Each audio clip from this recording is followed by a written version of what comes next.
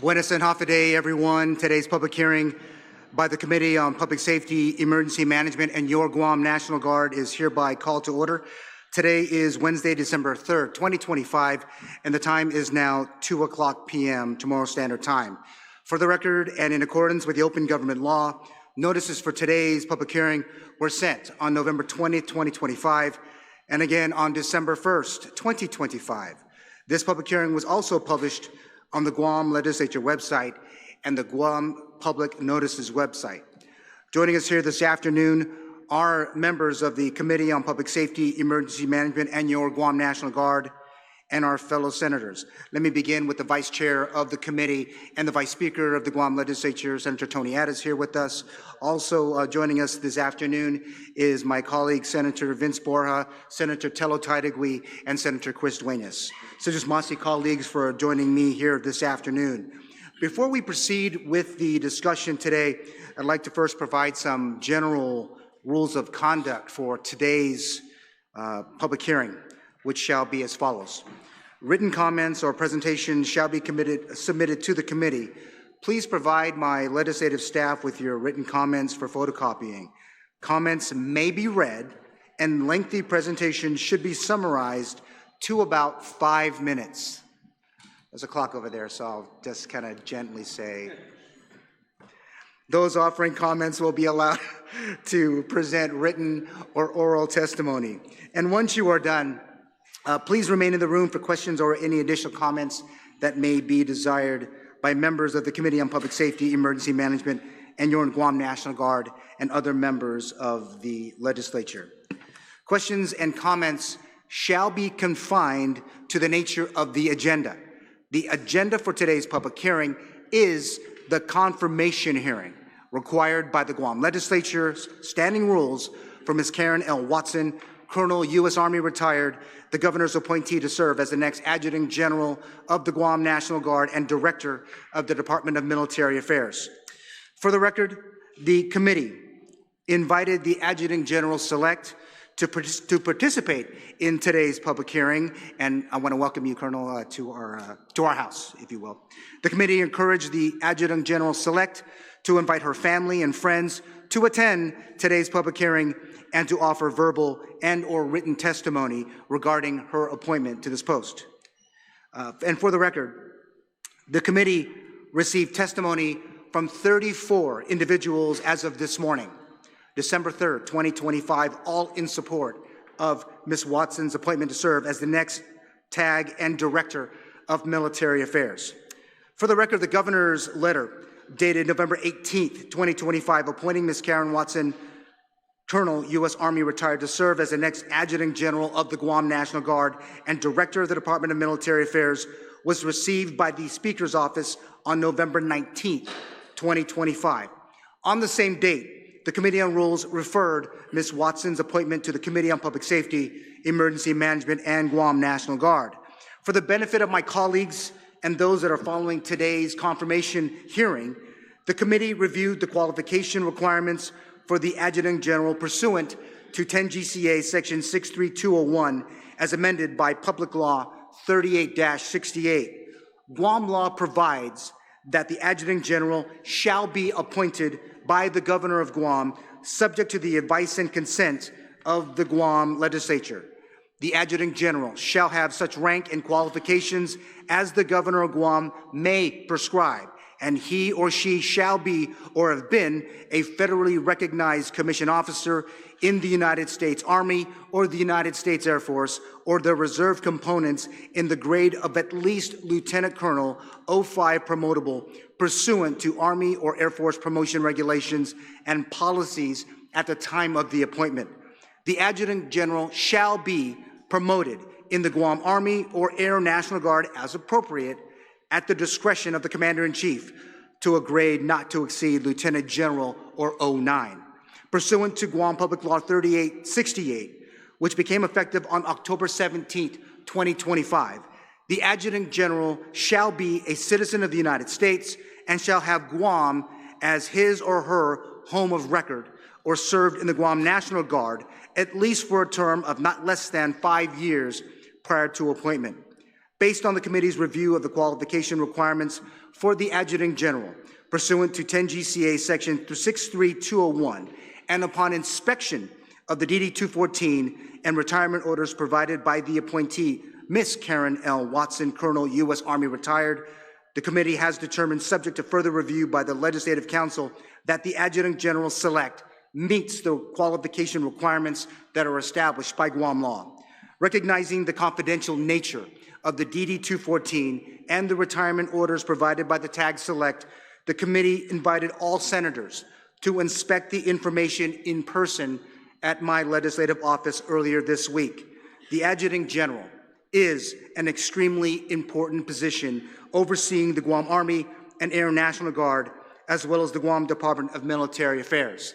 Since 1975, the Guard's role has changed immensely in that time, with the U.S. Department of War relying heavily on the men and women of your Guard in so many efforts over the last 50 years, to include humanitarian missions in the region, missions at home, to include every major disaster in that time, the global war on terror after 9/11, and the efforts to defend our homeland since. Guam consistently ranks as #1 among all U.S. states and territories for having the highest number of National Guard members per capita. Guam is a patriotic American community. I do not see that changing anytime soon. I want to publicly commend the work of the outgoing Adjutant General, former Lieutenant Governor of Guam, my former boss, Dr. Michael W. Cruz, for his service to our island and to our nation. I look forward to an as good or even better working relationship with Colonel Karin Watson, who I had a chance to meet with on November 21st, 2025. I understand that she's also making her rounds across our branch of government. Those meetings, I am sure, are far from complete. Again, thank you again for meeting with the Guam legislature, for your service to our island and to our nation. At this time, before we hear from the governor's appointee, as chair, I would like to invite individuals who wish to testify on the executive appointment. And I would ask that you would take a seat before the committee, and then we will hear from the TAG Select after those that are present to testify on our appointment have completed their presentations. So let me just do this. I'm going to go ahead and read the names, and I want to do it in the order. But first off, I'd like to recognize our former Senator, Dwayne Nicholas. If you want to come up, sir. Are you providing oral testimony today? Can I ask you to please come up to the front if you could? Thank you. And I would like to ask is Rosanna Torres Yamashita, are you going to be providing oral testimony today? You can say yes or no. No? Okay, that's fine. Okay, so I have also, is it Maria Leon Guerrero? Please come forward. Also, Ruth Fuentes, if you can, please come forward. Vincent Santiago, please come on up. Dwayne Paris, please come on up. Sorry, there's a check mark that says written or oral, so I just want to make sure I'm not messing anybody up. But I'm going to go down to my second page here because I do have two seats. Is Isidro Orat, are you going to be providing oral testimony today, if you're here? Are you going to be providing the oral testimony? Or Matt Orat? How about Chris Iwashita? Are you going to be providing? I know you're here for support. It's, you guys didn't indicate written or oral, so I thought then, okay. Scott Duane is the second. Are you going to be providing testimony today? Okay, thank you. Damron Cruz, are you going to be providing oral testimony? You are? Please, oh, please come up. Pete Desipu, are you here? Are you providing testimony? Oral testimony? Okay. No, okay, that's fine. You can say no. So Linda Fawcett, are you going to be providing oral testimony today? No? Okay, thank you. And then finally, Ron Abakat, how do you pronounce your name? Okay, you're in the second seat next to Mr. Darren. Thank you all for being with us, and if we can, I'd like to be, I'm sorry? want to, we just go ahead and he's the last one, the General Roderick. He can come up. Just have him come sit next to Dwayne if you like. General, you want to come up? General? Are you testifying today? Yeah, because I have two more. There's two more. There's two more. Okay. All right. Thank you, General. Okay, I'll go ahead and begin. And welcome back, Senator, to your house. And I'll go ahead and give you the floor. Thank you again for being with us. Thank you, Senator. It's a great honor to be in the same room with got some of my classmates here and you know, former colleagues. Buenas and Hafade. Good afternoon, honorable senators of the 38th Guam Legislature. My name is Dwayne San Nicolas. I'm a former senator with the 37th Guam Legislature, a former customs supervisor, a former school counselor, a U.S. Army combat veteran, a disabled American veteran, and a small business owner, and your friendly neighborhood jolly person.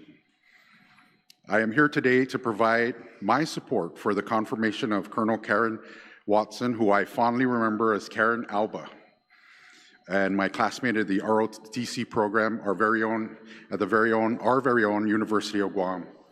Karin and I were both in the same class.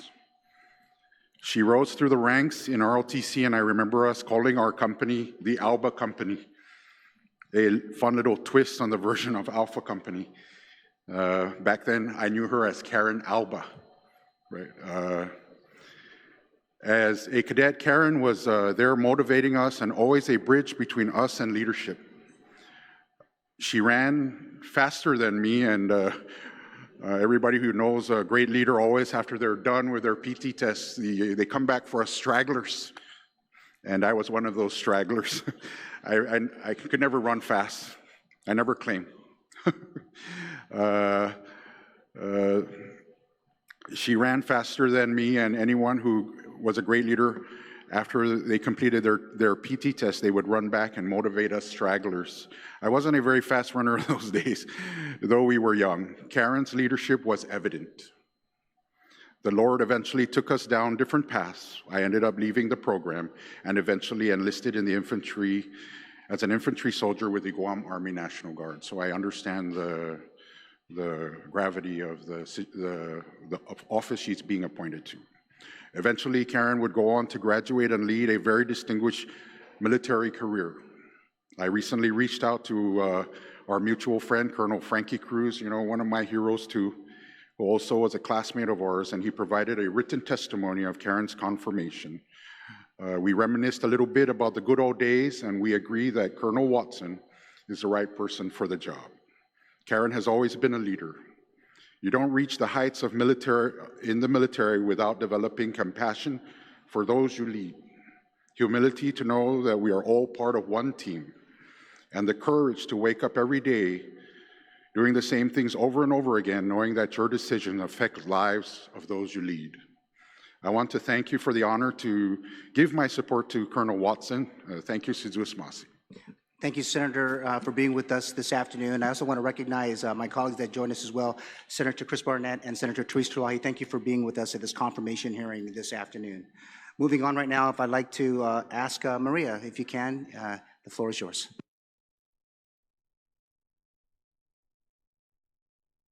Oh, sorry. Thank you.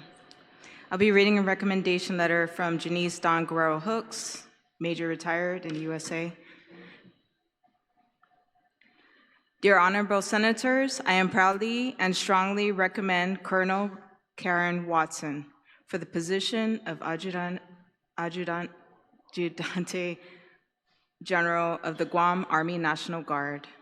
No one is better than this Dedito Grail.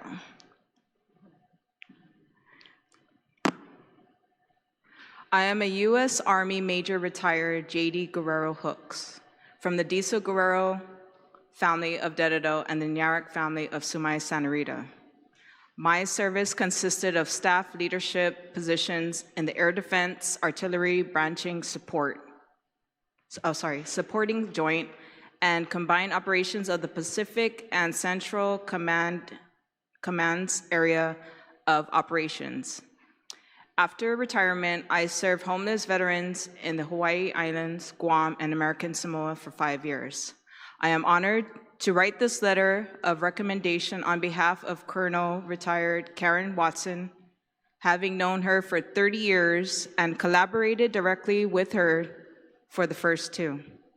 I have observed Colonel Watson's professional development and command presence grow stronger through the years, from before she scored top of the 1997 University of Guam's Reserve Officers Training Corps class, while remaining a humble Guam girl to the present. While I did not work with Colonel Watson directly after graduation, we maintained close communication through Colonel Watson's leadership milestones. This includes graduating from the United States Army, Military Police Basic, and Advanced courses, the USA Airborne School, the USA Command General and Staff College, the USA War College, and the important successful completion of company, battalion, and brigade commands. Colonel Watson's tenure as a powerful leader of America's sons and daughters in combat proved exemplary when selected as a brigade garrison commander of Fort Lee, Virginia. Colonel Watson's strongest traits are her ability to maintain a rock-solid professional bearing while remaining focused under intense pressure in hostile environments, and most importantly, her deep appreciation for her life, her education, and opportunities in Guam. Her passion to give back and serve the island is unrivaled. Very respectfully, Janice Dawn Guerrero Hooks, Major Retired. Thank you. Thank you so much, Maria.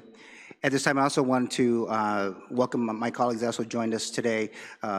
Also a member of the committee, Sabrina Salas-Matanani, Senator Jesse Lujan, thank you for being with us this afternoon, and Senator Shelley Calvo, thank you for your attendance at this confirmation hearing this afternoon. At this time, can I ask Ruth, if you can, proceed? Thank you. The floor is yours. Half a day, Senators. My name is Ruth Fuentes. I'm here on behalf to give my testimony to Colonel Karin Alba Watson. I will also be reading on behalf of my father, who is presently not here, and of course on behalf of my son as well. Okay. On my behalf, I am happy to support retired Colonel Karin Alba Watson as a candidate for the Adjutant General of the Guam National Guard. I have known Karin for about 40 years, from the days we were growing up together, through her time in school from here in Guam and all the way into her service into the U.S. Army. It has been amazing to see how much she has grown both personally and professionally. Karin has shown outstanding leadership and skills as a military police officer, reaching important milestones during her career. She attended public schools in Guam from middle school through college and graduated from the University of Guam in 1998. While serving in the Army, she also pursued and advanced her education. On the contrary, during her personal leave to visit her home on Guam, she shared cultural traditions with her family and taught her children the customs of daily life. Karin's ties to her heritage have given her a keen sense of identity and respect for Guam's values. Throughout her term in the United States Army, Karin has received multiple achievements and, of course, commendations from her exceptional service. Her ability to lead diverse teams and adapt well to changing environments has earned her respect among both her peers and her subordinates. In addition, she provides mentorship to junior officers, encouraging the values of excellence and integrity within her professional responsibilities. Her progression from humble leadership inspired those she worked with. Furthermore, I am confident that appointing her as the general would strengthen the Guam National Guard and encourage future generations to pursue service and leadership values. I will also be reading on behalf for my son, Fred, who is currently overseas. Okay, so he respectfully recommend Colonel Karin Alba Watson for the Adjutant General of the Guam National Guard, and he's also known her for over 20 years. Ever since he was a child through myself, my grandparents, and my aunts. Following the graduation from Ukudu High School in 2020 and enlisting in the U.S. Air Force, Karin continued to offer guidance a lot of guidance. Okay. She supported his educational pursuits during technical school and gave, of course, insightful advices as he began his career in the military service. Karin earned her degree, again, from the University of Guam, and also participated in the Army ROTC during her studies. She later then enlisted in the Army to further her career, to enhance her professional development. During her military career, Karin, of course, earned her respect from the effective leadership among her peers, and she showed perseverance, integrity, and commitment to service. The appointment of Colonel Karin Alba Watson would be a significant development for the Guam National Guard. Her proven leadership and dedication will set a standard and motivate future leaders to strive for excellence in their roles. And lastly, sir, I'm going to read off on behalf of my father, Oh, yes, please. Go Fernando ahead. Fuentes. Please proceed. Okay. So his name, my father's name is Fernando Fuentes. He's a proud resident of Dededo, and he's writing to express his heartfelt support for the appointment of Karin Alba Watson. He says that Karin is like a daughter to him and my mother, Felicola Fuentes. She grew up in our home, and she was a significant part of our family. My eldest sister, Rhoda, and Karin have been best friends since childhood, and of course attended the public schools here on Guam.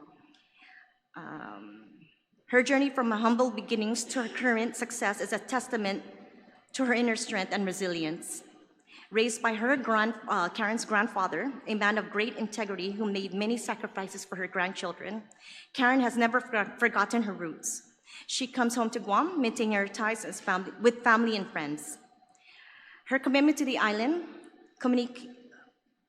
her commitment to our island community is unwavering. Karin ensured that her children also spent Guam to lead and appreciate their cultural heritage. Her achievements in the Army is, of course, truly commendable, and she has risen through the ranks and possesses all the qualifications she desires as a leader for our National Guard. As a military police officer, Karin has her expertise to assist our island and our island during emergencies. And he is confident that Karin will service our island with dedication and excellence. Thank you. Thank you so much, Ruth, for providing your testimony and that of your son and your father this afternoon. Yes. Thank you again. Thank you, Mr. Vincent Santiago, welcome to the People's House. You can proceed. Good afternoon, Chairman and Senators. My name is Vince Santiago. I'm a retired Marine Sergeant Major of 31 years, and 17 years of that as a Command Senior Enlisted Leader. So I've known Colonel Watson a very short time. And why is that significant? It's significant because of the impression that she left on me just the very few hours that we had in contact. We were speaking, and I had no idea she was from Guam. But once we identified that she was from Guam, we spent an additional 4 more hours talking about what it means for U.S. service members retiring and coming home and serving our island. We spent 4 hours talking about that. So I'm here to say her resume and her bio definitely precedes her. But let's discuss this. Getting promoted in the military is no small feat, specifically as a commissioned officer, no matter what branch of service you're in. As a Command Senior Enlisted Leader, I can tell you what I expect of our officers. 1, care. 2, do your job. 3, be ruthless in protecting your people. And 4, always represent yourself with dignity, honor, and courage and pride. In that few 4 hours that I've spoken with Colonel Watson and days later, we continue to meet at venues, she continues to imbue those attributes which we as enlisted members and as I, as a Command Senior Enlisted Leader, seek and expect, but more importantly, demand of our commissioned officers. Because that's the beauty of a commissioned officer. They are held responsible for everything that happens and fails to happen within their organization. And I can tell you, just by her presence alone, she owns it. She owns it. She's not even in the seat yet, and she's already looking after her people. And that speaks volumes, not only as a person, but as a leader. And that's exactly what we want. So I talk about being promoted in the military service. To achieve the rank of colonel is no small feat.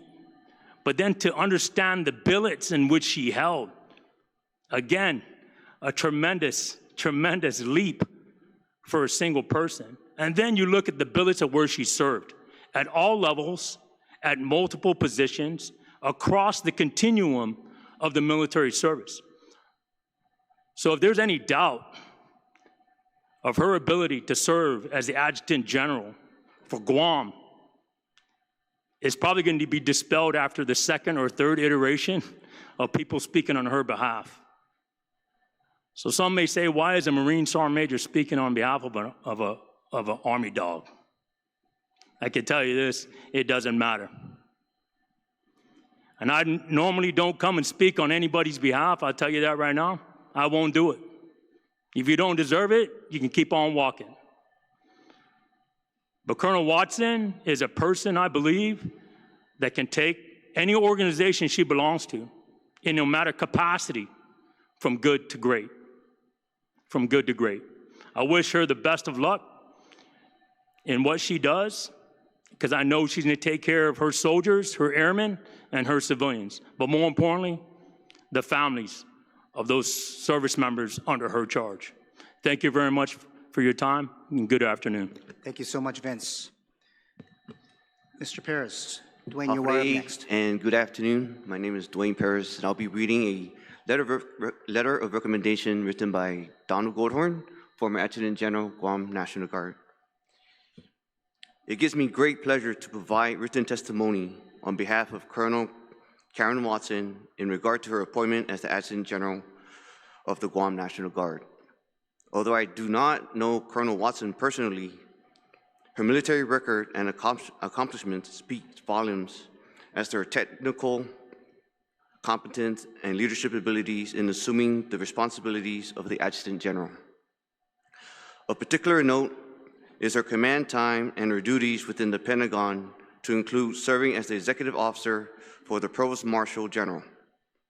A requirement of an Adjutant General is to engage at the highest level within National Guard Bureau and the Pentagon to fulfill the needs of the organization, to include adequate funding, resourcing of equipment, and training opportunities, to name a few. Her past experience, as mentioned, will surely fulfill this requirement. Colonel Watson's appointment should not only be based solely on her merit, but also on the needs of the Guam National Guard. Soldiers and airmen need and deserve continuity in senior leadership. I would be remiss if I did not take this opportunity to commend former Adjutant General, Brigadier General Michael Cruz, for his exceptional service to our Guam National Guard. I am confident that Colonel Watson will continue in this tradition of excellence and ensure that much needed continuity.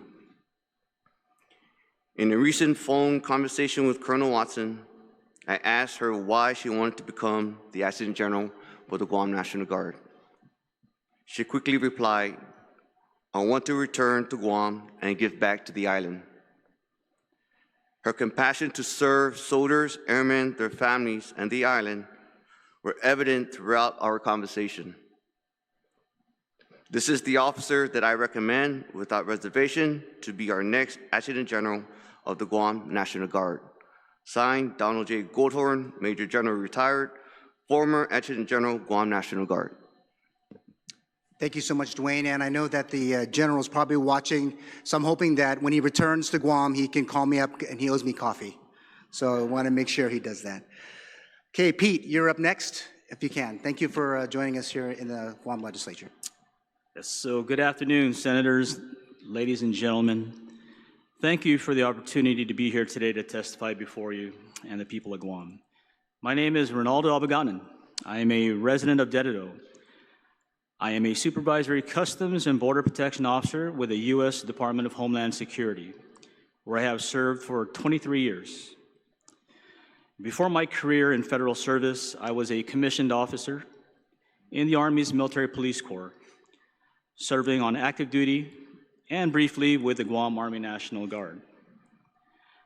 Karin and I have been friends for over 30 years. And I rise today in strong support of her confirmation as the next Adjutant General of the Guam National Guard.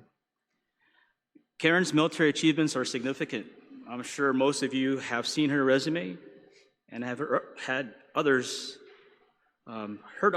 speak of her today, speak of her accomplishments today. So instead of going down a list of her military accomplishments, I would like to speak about Karin, the person. Her character, her upbringing, her love of Guam, her island home, and a Karin that I've known for 3 decades. Karin and I share similar beginnings. We both immigrated from the Philippines to the United States as children. We were raised here in Guam.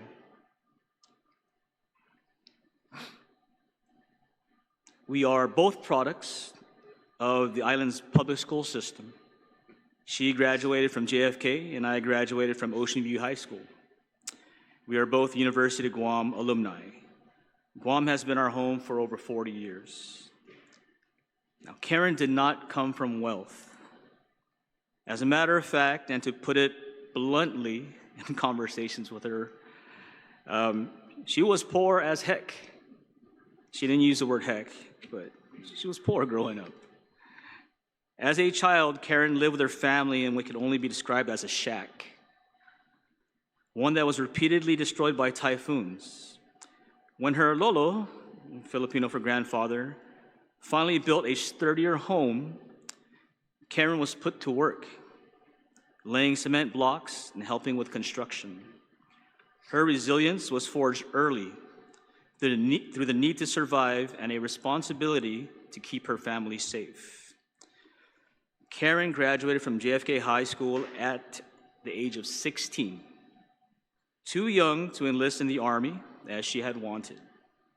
Excelling in academics and sports, especially soccer, she applied for and won a Board of Regents ROTC scholarship to the University of Guam that paid for 4 years of her college. We went through the ROTC program together. She was a year behind me. We became friends, and later we became college roommates with 2 other cadet friends. For those who don't know, attending college alone is hard enough, but simultaneously training to be an Army officer made things even more demanding. Early morning physical training, leadership labs, weekend field exercises, and more. And I should mention late night briefings. Those were pretty terrible. I'm sure you remember those, Karin. I was one of her trainers, and sometimes I would schedule briefings at 10 p.m. So I was also a scholarship cadet back then, and our ROTC stipends were only $300 a month. We used that money to pay rent and cover basic necessities. It obviously wasn't enough. To make ends meet, Karin worked multiple jobs. She worked at a Subway in Jigo, Subway in the Micronesia Mall, a Vietnamese restaurant, Tumuning somewhere, forgot the name, and at Kmart. So imagine having to balance college, ROTC training, and work while trying to pay rent, buy the necessary, basic necessities, and food, right, to survive. All at the risk of losing your scholarship. We lived that life. It was hard. There were no shortcuts. There were no safety nets. Everything we achieved during those years came from hard work, sacrifice, and faith that the struggle would one day be worth it. And by God's grace, Karin, we made it. We did make it. I do have to add that Karin was a terrible roommate. Of course, I mean that in jest, but I just want to share with you. We didn't have phones back then, no cell phones. being that she was the youngest of the four of us, the other roommates and I would stay up all night waiting for her to get home from school or work safely. So we hardly slept. We always worried about her. She was the youngest after all. To make matters worse, despite coming home late, she would wake up early and beat me to the PDN's daily crossword puzzle. Thankfully, she always left me one or two clues to figure out. Karin's drive and ability to succeed do not come from privilege. They come from a lived experience, and I am proud to have witnessed this firsthand. She carried that same determination into her military career. Her resume speaks for itself. She has been to war. She has jumped out of airplanes in full combat gear. She's volunteered to get chased down by military police canines and refused to leave the quote-unquote fun of going through the gas chamber to her soldiers. These were done at the higher level ranks, lieutenant colonel and colonel. She wasn't a young officer back then, but she stepped up. Why? Is because she leads from the front and she leads with presence. She has taken care of the soldiers, civilians, and other personnel under her charge. She has held positions of increasing responsibility, often in demanding environments and under tremendous pressure. And through all that, she remained a devoted wife and mother. Despite the distance and cost of travel, Karin always made it a point to come home, bringing her family with her so they would know Guam, our people and our culture. I first met her husband Rufus at Fort Hood, Texas, when we were young lieutenants. I was always happy to see Rufus come to Guam. It's like, hey, welcome, Guam. Welcome, Rufus. Welcome to Guam. It was great to see him because I know they were busy. Rufus supported the idea of having their two kids, JC and Alex, live in Guam for a few years. JC and Alex attended Dominican Catholic school in Jigo. Her son JC played football for the Manha Jigo Jets. And her daughter Alex was baptized at Our Lady of Lourdes Church in Jigo. JC graduated from West Point and currently serves as an armor officer in the Army, and he has recently gotten married. Alex was back home last year to accompany Karin home for her retirement ceremony at the National Guard Readiness Center. It was good to see her. She subsequently graduated from high school and is now in college at Virginia Tech. On every visit, Karin made it a priority to speak with the University of Guam ROTC students, offering guidance, mentorship, and encouragement to the next generation of military leaders. And most importantly, she never failed to meet with family and friends. And before I close, and I have to share this, I have a message to the haters out there. I didn't see anyone dissenting, thankfully. But those on social media and elsewhere who carelessly comment about Karin without even knowing her, they called her an outsider, a statesider, make remarks like, it's who you know and not what you know. I got 3 words for y'all. Shame on you. They can hear me out there. Shame on you. We complain about our kids leaving the island for better opportunities. Our best and brightest leave for college and don't return home to share their talents and experience with Guam. They stay out there. I have a 17-year-old daughter who's going to study nursing in Seattle. She doesn't want to come back. But Karin was educated here. She left to serve our nation. She has returned home after 26 years, bringing leadership experience to share along with master's degrees in management, leadership, and national security. Instead of welcoming her with open arms, some have bashed her and tried to bring her down. Even some distinguished members of our community have had the audacity to make disparaging remarks about Karin on social media for the world to see without even knowing her. So I'll say it again, shame on you. Who is Karin? Karin is someone who fought her way through struggle, someone who never forgot where she came from, someone who carried Guam with her no matter where the Army sent her, someone whose service never came at the expense of her family. She is someone who started with so very little and earned her way to the top. Her connection to this island is lived, real, and unwavering. She has experienced the same sacrifices, the same challenges, and the same hopes as the soldiers, airmen, and civilians that she will lead. For these reasons, and with great pride, I support Colonel Watson's confirmation as the next Adjutant General of the Guam National Guard. Karin, just want to say, Doris, AJ, and I love you, and we are damn proud of you. Thank you, everyone. Thank you so much for your testimony. Darron, welcome to the Guam Legislature. You can proceed. Thank you, Mr. Chair, and good afternoon to all esteemed senators here today. I'm here, my name is Darron J. Cruz, retired Brigadier General, former Assistant Adjutant General for the Army of the Guam National Guard. I strongly support the nomination of Colonel Karin Watson for the position of Adjutant General of the Guam National Guard in order to maintain the continuity of leadership for our citizen soldiers and airmen. Although I've not served with or known Colonel Watson for as long as many have, her vast military experience and background in peacetime and combat has convinced me she is the right leader right now. Colonel Watson's successes in command at all levels up to brigade equivalent, coupled with a myriad of challenging Army and Joint Staff positions, including at the Pentagon, uniquely qualifies her to command our Guam Guardsmen.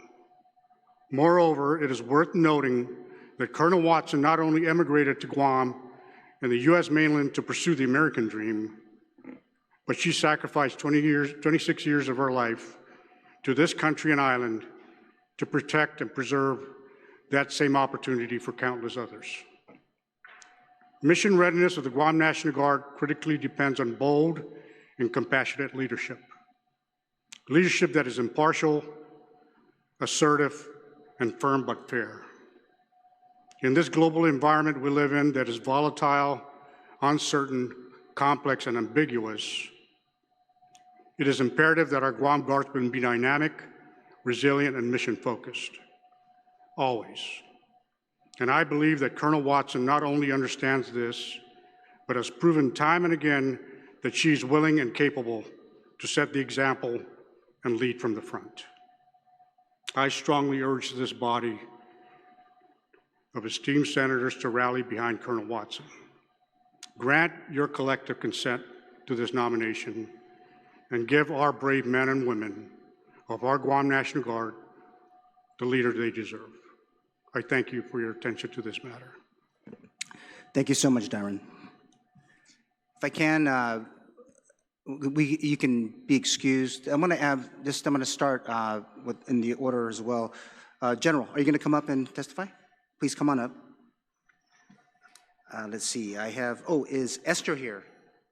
Esther, please come on up. You can come on down. Thank you. Let me see here. Peter Guerrero, are you going to testify this afternoon? Peter Guerrero, are you going to testify? Okay, thanks. Thank you so much for that. Let's see. Huh? Yeah. Manny Duenas, are you going to testify? You're not checking? Okay, got you. Rose Blen, are you going to testify this afternoon? Where's Rose? I just saw her. No, you're okay? Thank you so much. Marlene Quintanilla, are you going to testify this afternoon? Oh, you are? Okay, please come up. Genevieve Apron, are you going to testify this afternoon? Yes? No? Okay. Is Lawrence here? Okay, Lawrence, come on up. There's some room here. Emmeline Santos, are you going to also testify this afternoon? Cyril Concepcion, are you going to testify this afternoon? No? And I guess, have a seat. Okay. All right, thank you guys so much. And what I will begin with, and welcome back to the Guam Legislature General, and you can proceed. Thank you for being with us this afternoon. Good afternoon, Senator Gumataotao and distinguished members of the committee. Thank you for the opportunity to provide testimony about the exemplary career and character of retired Colonel Karin Watson. My name is Roderick Leon Guerrero. I'm a retired general with the U.S. Army. I'm also the 11th Adjutant General for the Guam Army National Guard. I'm here to testify in support of Colonel Watson's confirmation. It is a privilege to speak about Colonel Watson because through her service in the U.S. Army, she has demonstrated her unwavering commitment to our nation. I had the honor to participate in her retirement ceremony. Now I'm grateful to see the impact she has made throughout her career. In my remarks at Colonel Watson's retirement ceremony, I commented that we have a few things in common. And today, I will share with you some of those things we have in common to reinforce to you that I know some of the challenges that Colonel Watson endured. The first thing we have in common is that we both received our commission and bachelor's degree from the University of Guam. But I was 10 years ahead of her. And here we are today, the year 2025. I was appointed as the Adjutant General in 2015. My connection with Colonel Watson started almost 30 years ago. The University of Guam has U.S. Army personnel on active duty running the Army ROTC program. I was assigned to the University of Guam ROTC program in the latter part of the last century as the Assistant Professor of Military Science when I met then Cadet Karin Alba. Colonel Watson's military journey began as a cadet in the University of Guam ROTC program. Her dedication as a full-time student and a cadet was evident from the start, and she quickly distinguished herself as a leader among her peers. The Triton War Battalion at the University of Guam is led by the cadets under the guidance of the Army cadre. Cadet Alba was always successful in her assigned duties in the Triton Warrior Battalion. In 1998, she was awarded a bachelor's degree in psychology and simultaneously fulfilled U.S. Army commissioning requirements in earning her commission as a second lieutenant in the Military Police Corps, setting the stage for a distinguished military career. Starting her commissioned officer in the Military Police Corps is one of the things Karin and I have in common. We both commanded military police companies. Military police officers are known for their integrity, discipline, and leadership skills. They possess a strong sense of responsibility, attention to detail, and the ability to make quick, sound decisions under pressure. And military police officers' commitment to upholding military law and protecting both personnel and property is matched by maintaining high standards of conduct and professionalism. In one of her challenging assignments, Colonel Watson was a battalion commander for the 705 Military Police Battalion. And as she was commanding the battalion, she was also doing the job as a warden for the Joint Regional Correctional Facility in Fort Leavenworth.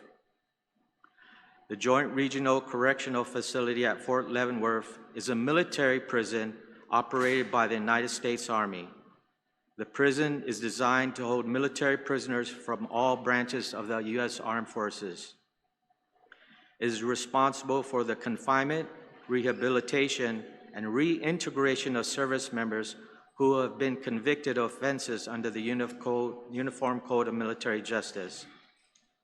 As a warden, Karin oversaw operations including staff management, inmate welfare, security protocols, and rehabilitation programs. This role requires strong leadership, attention to detail, and a commitment to maintaining high standards of conduct and professionalism. This position is demanding as it involves balancing military discipline with the needs of both staff and inmates, ensuring compliance with regulations, laws, and fostering an environment conducive to rehabilitation. I would say Colonel Watson's biggest accomplishment in her career was a humanitarian mission that the whole world was watching. Her work affected thousands of lives. As a garrison commander at Fort Lee, Virginia, Colonel Watson led the effort to help over 3,000 Afghans who were forced to leave their country. They left Afghanistan with almost nothing to live with to go to the United States. Colonel Watson had to work with military and civilian authorities to find and develop infrastructure to receive the Afghans, house them, provide critical support and quality of life services. In addition to helping the Afghan transition into life into the United States, Colonel Watson was responsible for ensuring the citizens in the area were safe. Another thing that Karin and I have in common is that she has an airborne badge. Let me explain to you what that means. To be qualified airborne, you have to jump out of an airplane while in flight at least 5 times, and one of those jumps was at night. This achievement demonstrates that she has undergone rigorous physical and mental training and is qualified to conduct parachute jumps from an aircraft. The badge is a mark of courage, discipline, and the willingness to take on challenging assignments, often serving in elite units that require airborne operations. Bronze Star medals are awarded only in combat operations. I was awarded a Bronze Star medal for my service in Afghanistan, and I'm happy to testify that Karin doesn't have a Bronze Star. She has 2 Bronze Stars. She was awarded Bronze Star for her service in Afghanistan and Iraq. Being awarded 2 Bronze Stars means that Colonel Watson has consistently demonstrated acts of bravery, outstanding leadership, and exceptional performance under hazardous conditions during military operation against an armed enemy. This distinction is a testament to Karin's courage, dedication, and commitment to duty in the face of danger. Colonel Watson's education, character, and extensive experience has contributed to her exemplary service to our nation. Her unwavering dedication and commitment have shaped her into the exceptional leader our island needs. Consider the invaluable contributions she brings to our island. Her efforts to aid Afghan citizens, individuals who arrived in the United States with almost nothing, mirror the compassion and resolve required to support typhoon victims rebuilding their lives. Furthermore, her ability to collaborate with multiple government agencies, both local and federal, underscore the leadership qualities essential for a successful Adjutant General. Colonel Watson has proven herself on and off the battlefield. She exceeds educational and military requirements to do the work as the Adjutant General for the Guam National Guard. Most importantly, she has the willingness to take on this tough assignment. I ask that you confirm her as Guam 14th Adjutant General. Thank you for your time. Thank you, General, for being with us this afternoon. Esther, you can proceed. Thank you. You have the mic. Good afternoon, Senators. My name is Esther Taumamoa. I'm from Agate, Guam. I am a retired Staff Sergeant from the United States Army. I first met Colonel Watson in an environment much like this. It was during the in-briefing when she was to join the 705th MP Battalion at the Joint Regional Correctional Facility as our battalion commander and our facility commander. I think of everybody here, I am in a unique position to let you know that she is the person to take care of our service members and their families, because that is what she did for me and mine. They say that leadership is not about being in charge, it's about taking care of those you are in charge of. She did that every day, that quiet presence, every day in the facility. She gave us the confidence to pass our first PREA inspection. We went through the American Corrections Association, the very first one, because the JRCF was a new facility, passed that with a 99% All of that was done because she gave us the space, the training, and the confidence to do our jobs. And then she did another first. She decided she was going to take half the battalion out to Fort Riley in the middle of the summer for the first ever field exercise. That's a daunting task in a correctional facility to take all of that personnel out. But she had the idea, she gave us the time, she gave us the leeway, and we made it happen. She saw me through the hardest year of my life. I lost my mom, and I was diagnosed with cancer in the space of 10 months. Within 48 hours, actually, sir, less, of finding out that my mom had passed away, my 2 children and I were on a plane home to Guam. That is no easy feat in the military. For that to happen, you have to have leaders of care to pave the way for you, to get that paperwork signed, to get those loans taken out, to make sure that the mission goes on. The mission went on. My mother passed away in January. I was diagnosed with cancer in August. There was always somebody to take me to the doctor, to see me through those biopsies, the operation, to finally rid the cancer. When we were on our way to from Fort Leavenworth to Fort Irwin, she made sure that she put in a call to Colonel Cruz to let him know that we were on our way, so that we would have the support of more Chamorros, of more Guamanians, so that we were not alone. She came home to retire, and I was there, having retired the year before. And as every leader I've ever had said to me, if you ever need anything, just let me know. And I remember telling her, ma'am, encourage people to come home. We need people to come home. I know this because I play a small part in Guam. I continue my service as a psychiatric technician at Guam Behavioral Health Wellness Center. And she kind of just got quiet and looked at me. Man, I thought I put my foot in it. But I didn't, because she's here. Senators, she's home now. Please, let's put her to work. Thank you so much. Marlene, you have the mic. Please proceed. Hafa Chairman, Senators, my name is Dr. Marlene Quintanilla. I am here in strong support of the confirmation of Colonel Karin Watson as the next Adjutant General of Guam. I'm actually going to read a letter by Major General Tracy L. Smith. Please proceed. Buenas and Hafa Day, Mr. Chairman.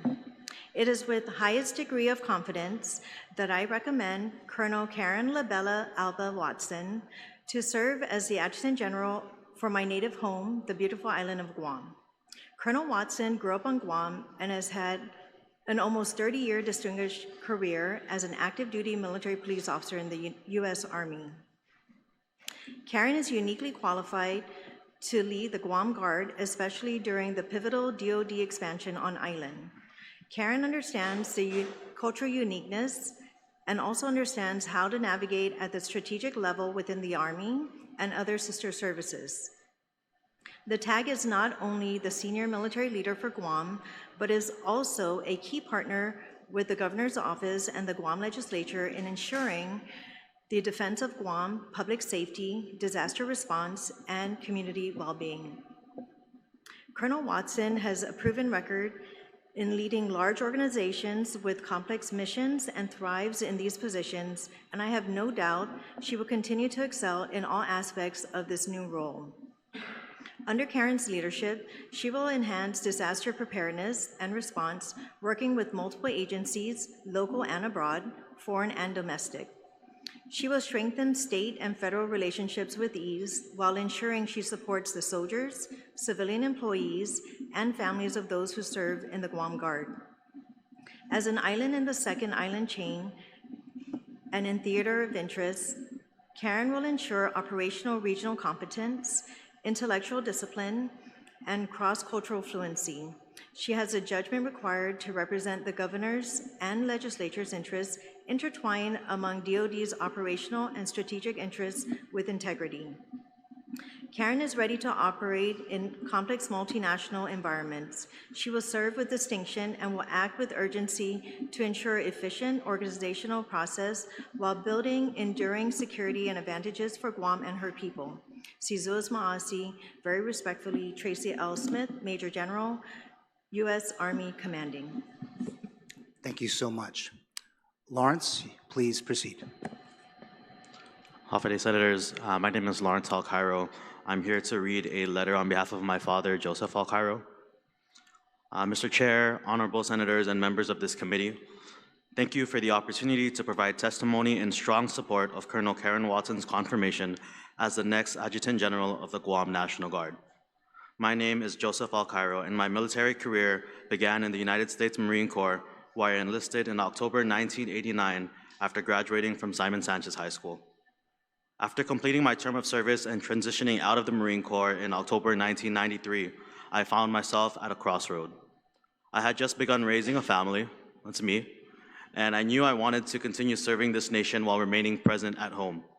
The Guam Air National Guard provided that opportunity. When I joined, I was welcomed with open arms, and it became the foundation of a career that has shaped my life and values. I would go on to become the first Filipino immigrant to rise to the position of Command Chief Master Sergeant in the Guam Air National Guard, retiring in 2012 after decades of dedicated service. Although I have been retired for many years, I maintain close ties with my fellow Guardsmen, and the Guard continues to be an important part of my life. I first met Colonel Karin Watson during her initial swearing-in with the Governor. Although that was the only time that we met, the impression she left was unmistakable. I saw in her the humility, professionalism, and steadfast commitment that define a strong military leader. Her story resonates with me on a personal level as well. Like me, she's an immigrant from the Philippines who rose through the ranks of the United States military through perseverance, discipline, and a deep commitment to service. Her accomplishments are extraordinary, culminating in her selection as the first Filipina immigrant Adjutant General in the history of the Guam National Guard. For many in our Filipino community, including myself, her achievement is both historic and profoundly inspiring. During my service in the Guam National Guard, I had the privilege of working under two Adjutants General, Major General Donald Goldhorn and Major General Benny Paulino. I also served 3 years of active duty status with the Guam Army National Guard as the Joint Operations Center Sergeant Major, where I gained invaluable first-hand experience in Army operations and joint service coordination. That experience allows me to speak with confidence about what effective leadership in the Guard requires. Colonel Watson embodies those qualities. She brings not only operational competence, but also compassion and cultural understanding, traits that are essential in leading a force rooted in service to our island and its people. I believe she will serve with integrity, unity, and an unwavering commitment to both the Army and air components of the Guam National Guard. Because of our shared heritage and parallel journeys as Filipino immigrants who devoted our lives to military service, I feel especially compelled to support her. But above all, I support her because she is the right person for the job. For those reasons, I respectfully urge this body to confirm Colonel Karin Watson as the next Adjutant General of the Guam National Guard. Thank you for the opportunity to provide this testimony and for your continued support of our service members and their families. Very respectfully, Joseph Alcairo, Command Chief Master Sergeant, U.S. Air Force Retired, Guam Air National Guard. Thank you. Thank you, Lawrence, for providing that testimony on behalf of your father. Sir, you're next. Hey, Hafa Adai Senators. I'm Steve Yamashita, born and raised on Guam. And like several in this room, I'm a product of the University of Guam Army ROTC program. I went on active duty in 1994, retired in 2024, and moved back to Guam in 2024. So it is with distinct pleasure that I endorse the nomination of Karin Watson as the next Adjutant General of the Guam National Guard. Certainly a position that demands outstanding leadership for our island. I've had the privilege of knowing and serving with Karin since 1993 as an ROTC cadet at the University of Guam.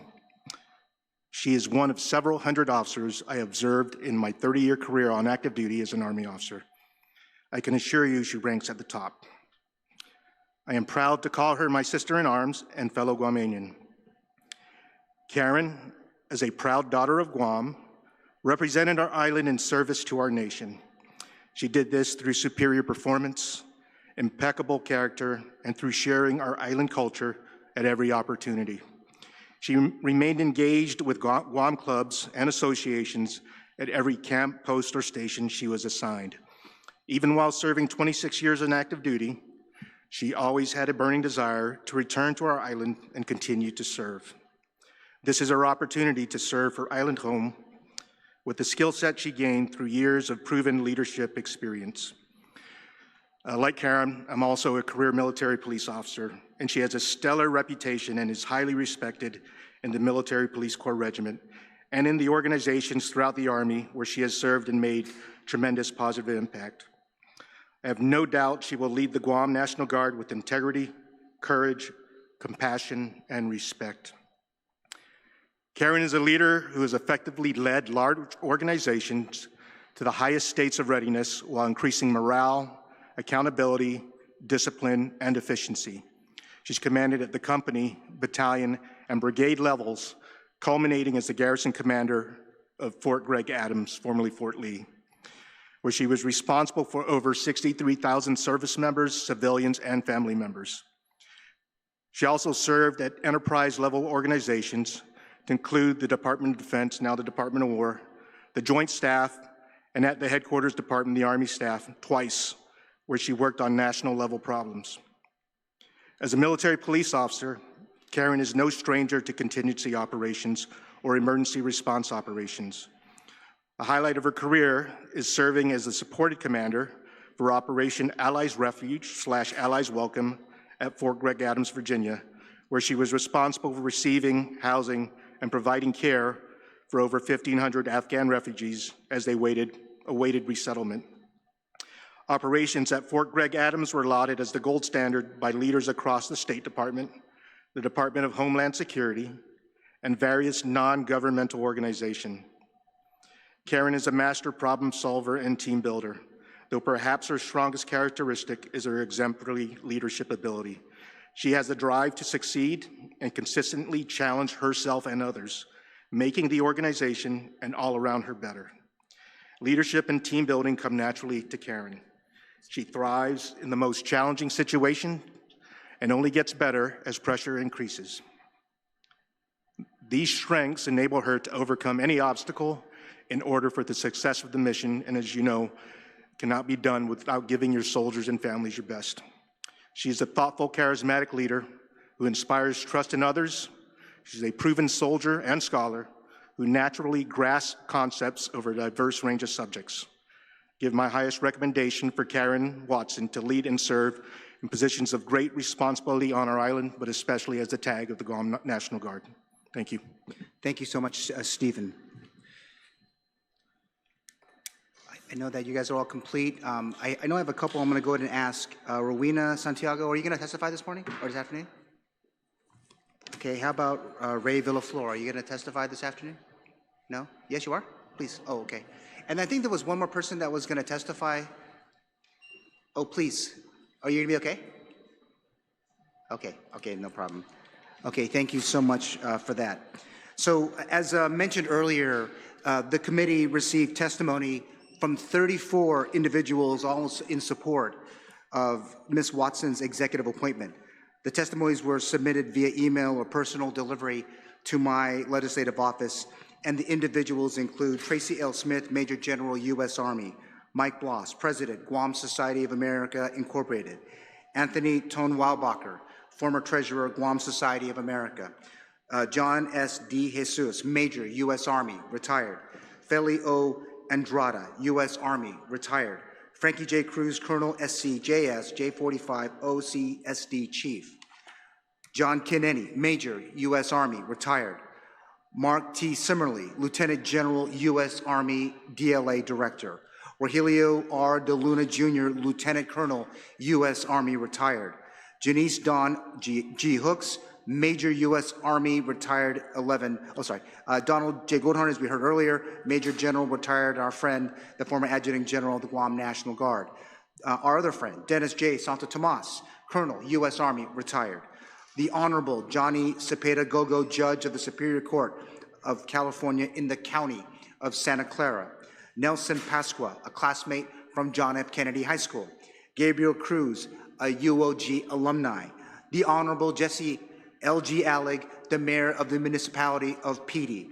Mary Lou St. Nicholas Pangilinan, another classmate from John F. Kennedy High School. Roger Gulak, a personal friend of the TAG Select. We also just heard from Stephen Yamashita. Again, thank you for being with us this afternoon. Colonel, U.S. Army, retired. Wayne Bloss, Lieutenant Colonel, U.S. Army, retired.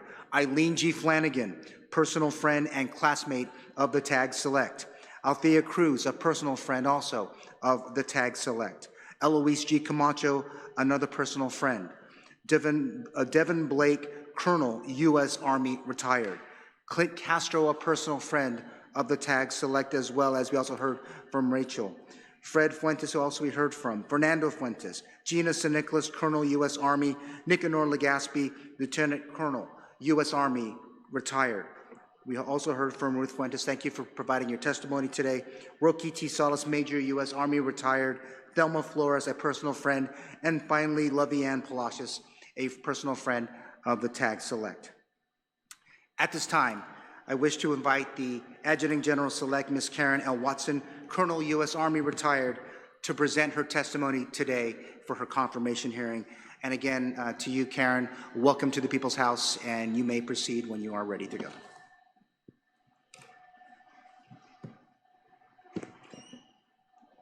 Good afternoon, honorable senators of the 38th Legislature. To my family and friends, again, I am really humbled. Everyone's presence here, all the testimony, but it reminds me of one of the reasons why I come home is because this is what our island is about, right? This is our culture, and this is the experience I have had my entire life, and I'm really overwhelmed. So this is just really amazing. And again, thank you all. Shirley's on me, crepes. I did have remarks prepared, but because of time, I really don't want, it's almost a repeat of what everyone said. I did just want to give some homage, if you will, to my family. As had been mentioned, I was born in the Philippines, but grew up on Guam. I was raised by my grandfather, the late Sen Labella, and we lived in Machinao. My grandfather was the warehouse manager at the Jack Peters Corporation. Those of you who were around at that time, it's right up there on Upper Tumon. It was right next to that, the Chinese school. Outside of work, he was a civic leader. He was a member of the Guam, Visayas, and Mindanao Association, and then he was also the president of the Circulo Buholano Association. My parents are divorced. My mom retired as a nurse from GMH. So, you know, I know General Cruz and his lovely wife Jennifer know my mom. Some of you might have even been taken care by her, or your families might have been. My father worked as a sous chef at the Daiichi Hotel, and then also at the Palace Hotel.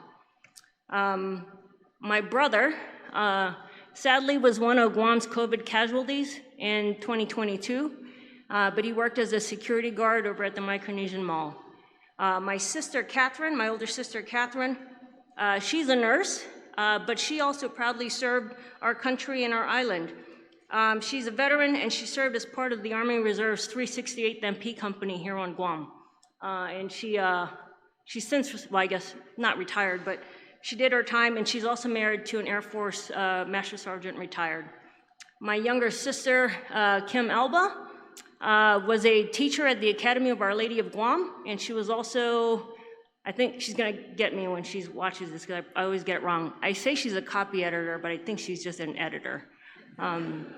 But she worked at PDN, and I have to give special props to her, because when I asked her to leave the island and help me with taking care of my kids, she did.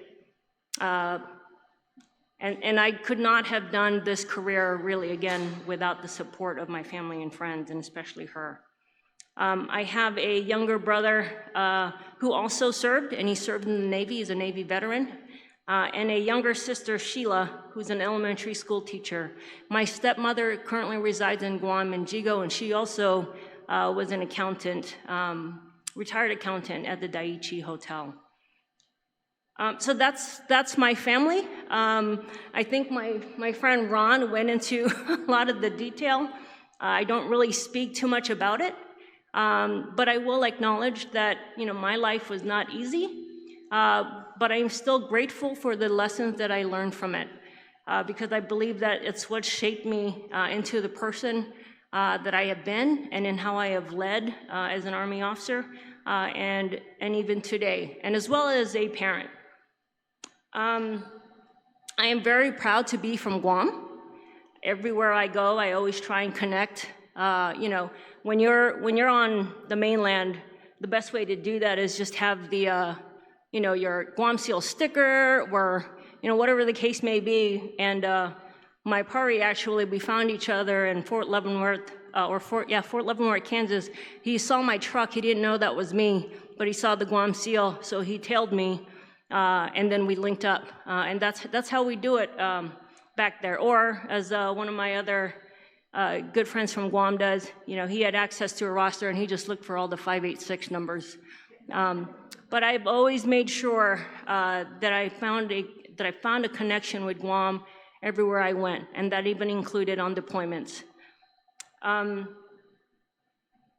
My family, my husband and my kids, I have their full support for this assignment. They love Guam just as much as I do. As an example, I will share that when we came home from my brother's funeral, my son, again, because he had lived here for a short bit, went and he got a tattoo. I didn't know what he was going to get until his session was over, and when he came out, he had a large arm sleeve of the Guam Seal. So that is my family, ladies and gentlemen. I'm not going to go into my military bio and what I've done. I know I've provided your offices all with a copy, and all the support. The village that I have that has raised me all this time and throughout my career has already spoken on it. So that concludes a little bit about myself that I want to share, and I'm open to questions. Thank you so much, Karen. And let me, first off, I'd like to recognize those senators that joined us today, our colleague, Sabina Perez. Thank you for being with us this afternoon. And also another member of the Committee of the National Guard and the Speaker of the Guam Legislature, Frank Blas Jr., is also with us this afternoon. Mr. Speaker, thank you for being with us. So the order of questioning will begin with our senators.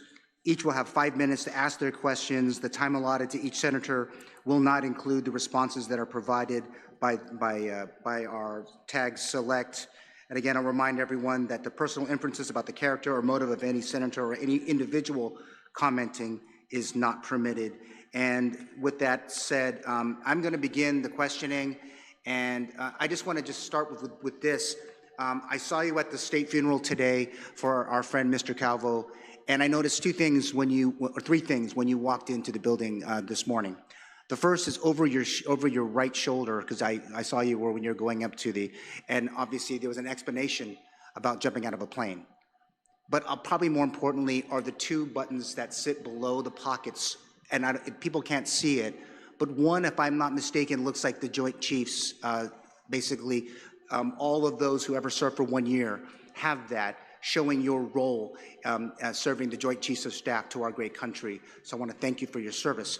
But probably more importantly is the one on the other side, which is serving at the highest levels of the United States Army. And very few people, those who do, have that, and you will have it after, and will be on your uniform until you're into the ground at this point. But I noticed those today, Karen, and I just want to say, first off, thank you for your service.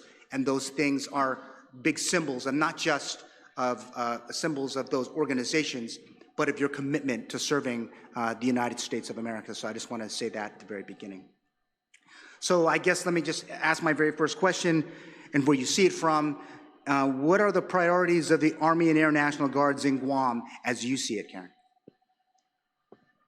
Senator, so coming in, it's only been a few weeks, but a lot of my focus is trying to figure out, understand the organization and see where it's at. So some of my priorities, I think, has to deal with the personnel that are in the Guard. What I have found thus far is that there is a gap amongst the ranks where we are not going to be able to fill some positions as we would normally like. But I mean that with officers, for example, who have gone through the right professional military education, the job experiences. And so that's something that is a priority of mine, because it's not really even about now, it's about the future. So it's building that bench of talented individuals, which we have a lot of in the Guam National Guard, and making sure that there is future leadership in the organization. And so that's my focus areas for both the officer and the enlisted side. Another priority is, of course, Homeland Defense. That's why we're here. That is our purpose. And I firmly believe that we have a short window of opportunity where the attention on the Indo-Pacific area is going to shift. And so what I would like to do is try and take advantage of that as much as possible so that Guam can benefit, the Guam National Guard and our island can benefit from that, and making sure that we're able to protect our island from threats, whether it's, the People's Republic of China, whether it's, a natural disaster. We have to be ready for that. Recognizing also that many of our guardsmen also have critical roles within our community. So trying to understand and come up with a feasible and viable plan where we can in fact protect and defend our people with what we have. Thank you, Karin. Our state partnerships with folks like the Republic of Palau, the Republic of the Marshall Islands, and our longtime friends in the Republic of the Philippines, where do you see these relationships in the near future? I would like to see them grow. I think we have a strong relationship with the Philippines, and we just need to continue with that. Again, part of the ability to protect ourselves from any future threats has to come from our partnerships. When you think about our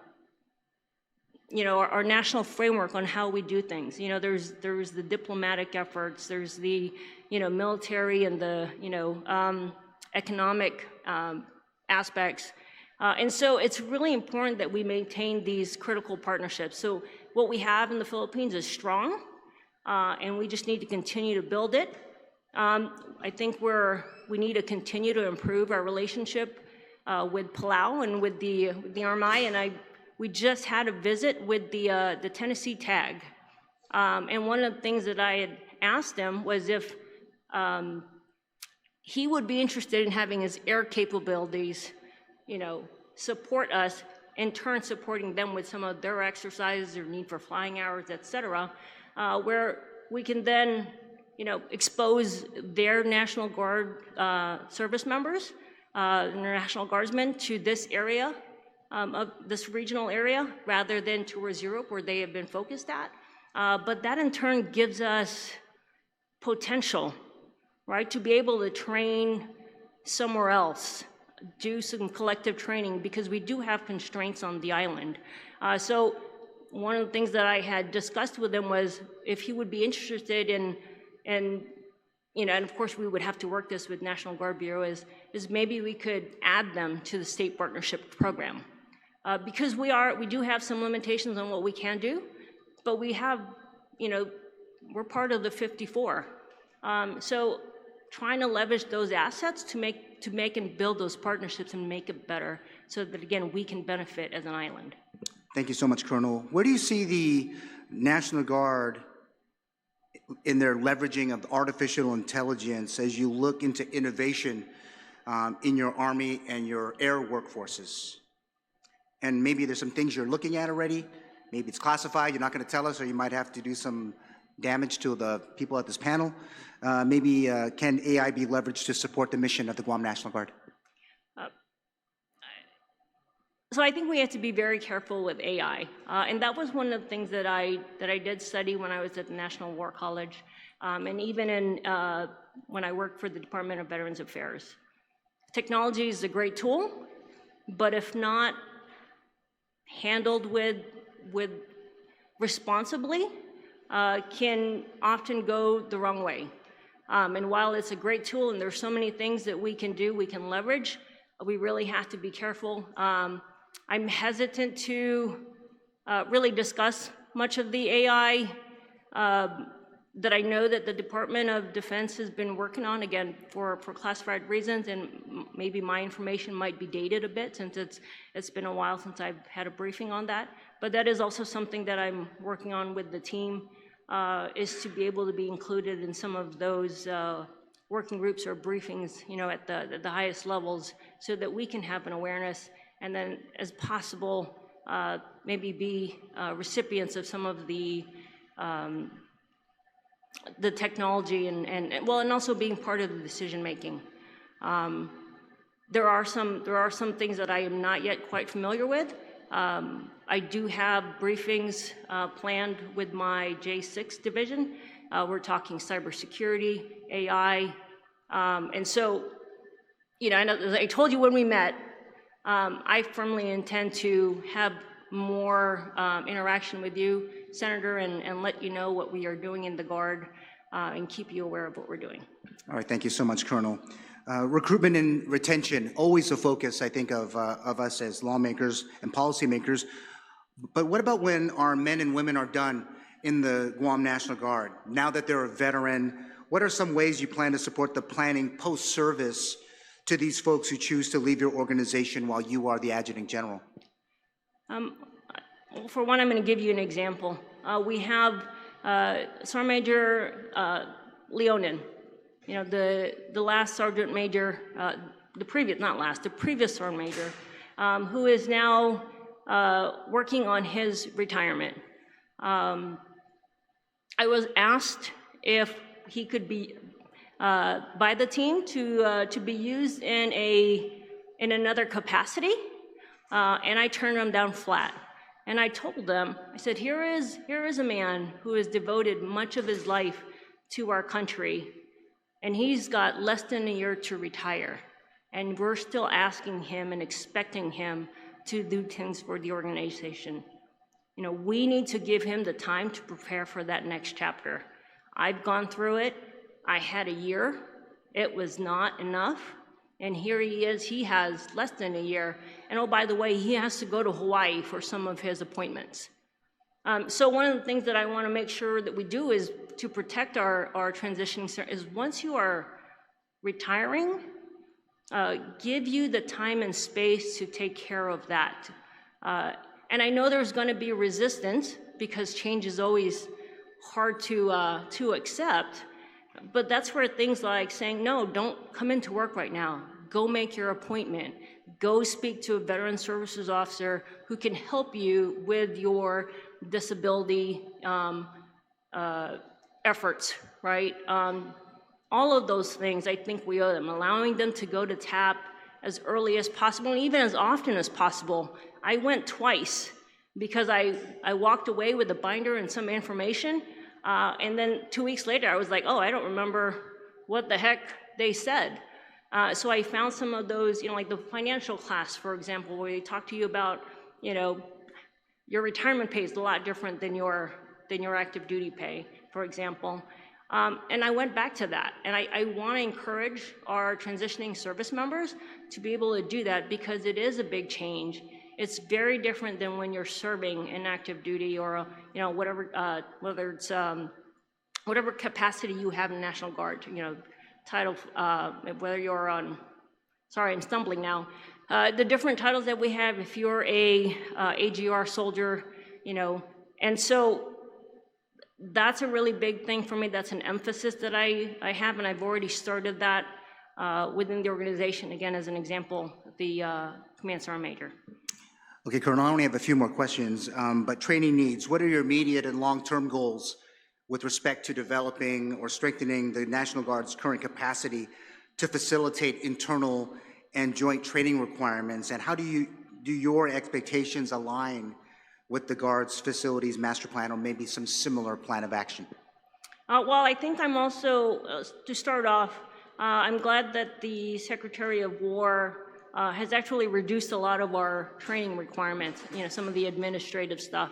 It makes it easier both for, our active duty, our Reserve and National Guard soldiers. And it's probably even worse, not probably, it is worse for a National Guardsman because you don't have as much time. You're not training 365 like an active duty soldier is. So that reduction in training is important. I have always been, throughout my time on active duty, to focus on the basics: shoot, move, communicate. Whether everyone should be a soldier, should know how to, or an airman, and be able to operate their assigned weapon. But within your specialty, being able to shoot just doesn't mean a weapon. It's your radio, it's your computer, it's your medical skills if you're a medic, the job that you are supposed to be doing. How do we move? Is our equipment ready whenever we are called on to respond? And then also communication. That's really important, not just speaking on a radio, but how we interact with each other, how the public perceives us, for example. Those things are all important. So I always go back to the basics. And I think one of my plans is to assess training. I do have the commanders preparing to give me a brief on their training plan and how we build up to that collective training.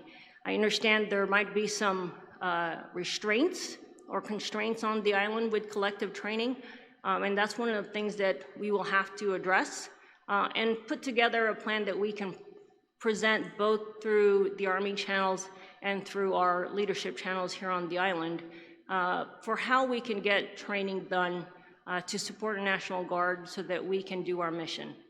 And that's everything from ranges, land to train on, all those different things. That's really important that we become proficient in our craft. I'm also looking at out-of-the-box ways, again, as I mentioned, with the Tennessee TAG, Major General Russ, opportunities to achieve that collective training through collaboration and partnership with other states. State-provided education and medical benefits. Recognizing that there's a measure before this legislature, Bill 202-38, that my colleague and U.S. Army veteran, Senator Borja, has introduced, establishing a free college tuition program for qualified veterans and dependent children or spouses of qualifying veterans. What specific ideas can you share from your experience regarding additional state-provided support that should be considered to help address the education and healthcare needs of our National Guard members in order to fill any gaps in military-provided benefits? First of all, I think that's wonderful.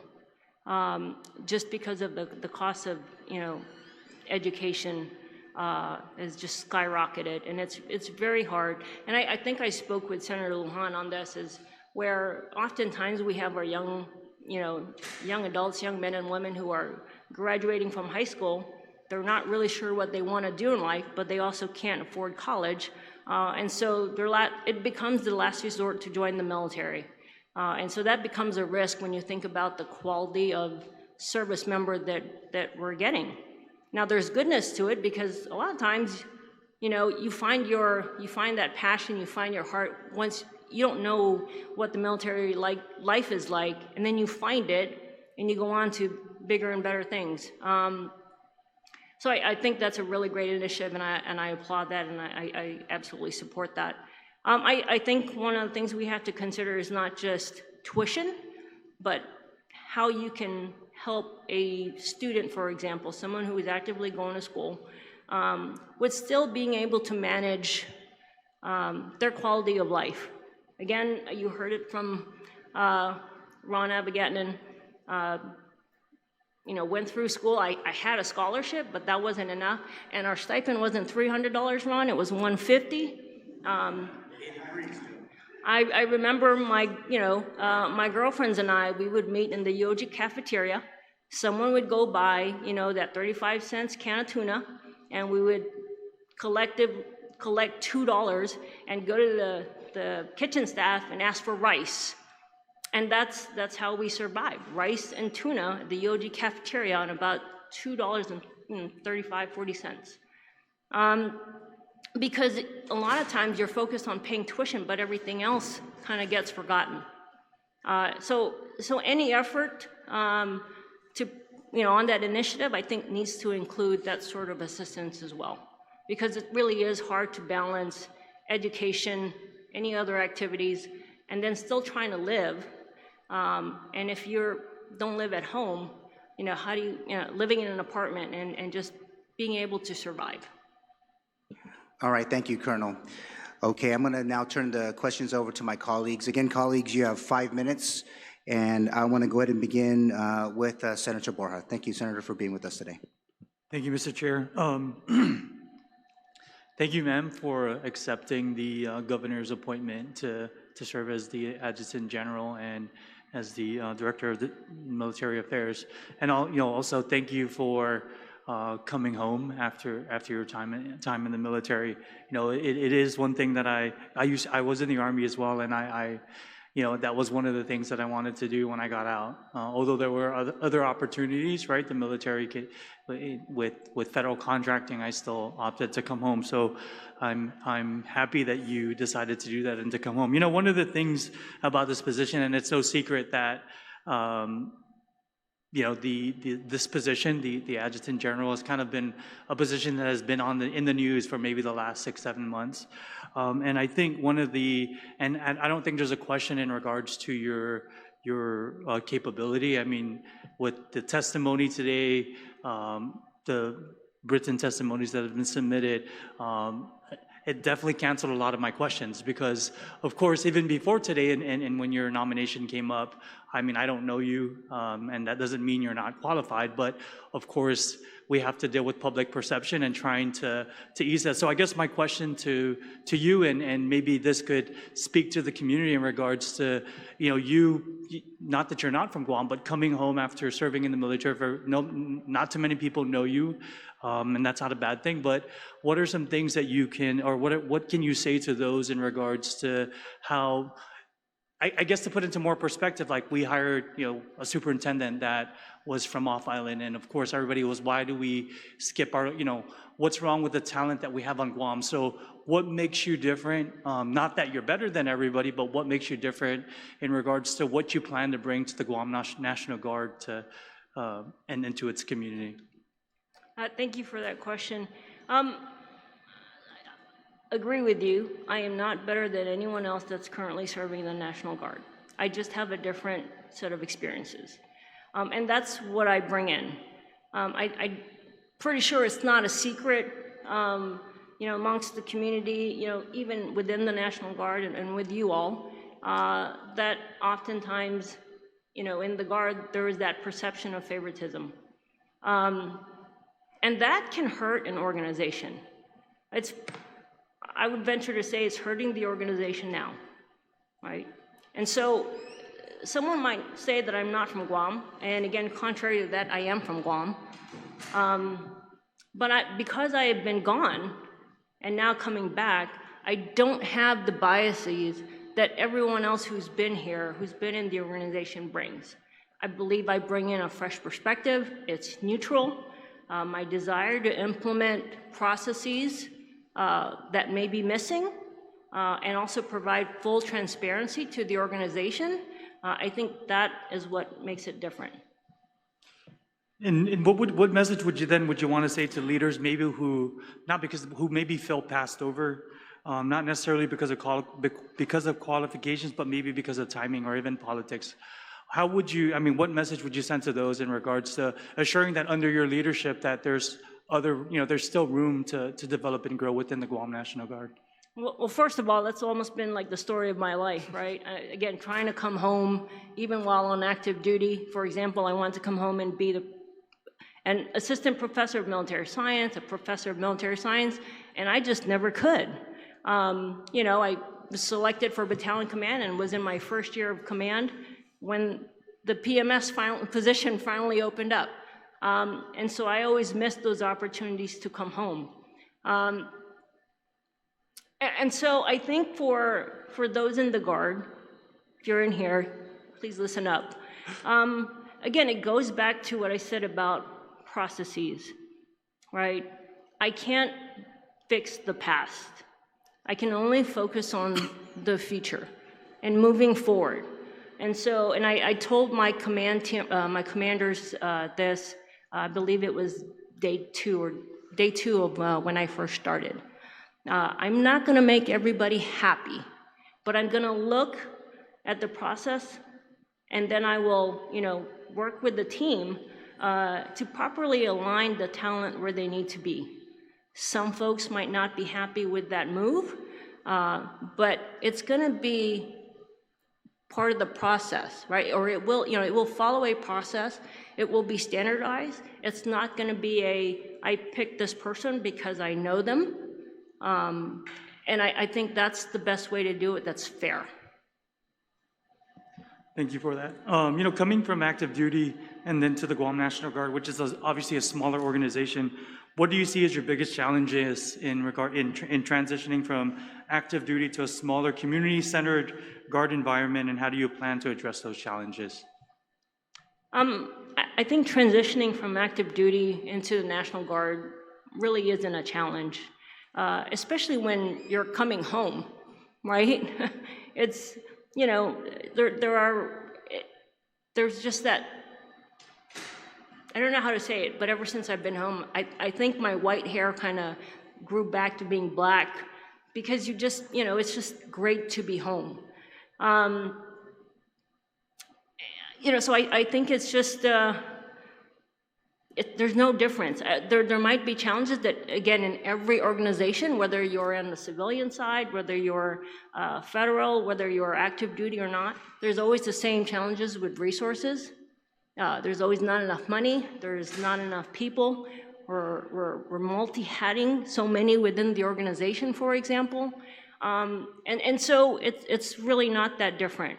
But it's just how we tackle those challenges. And as I said earlier, I think Guam has a small window of opportunity. Again, while this region is a focal point, to be able to try and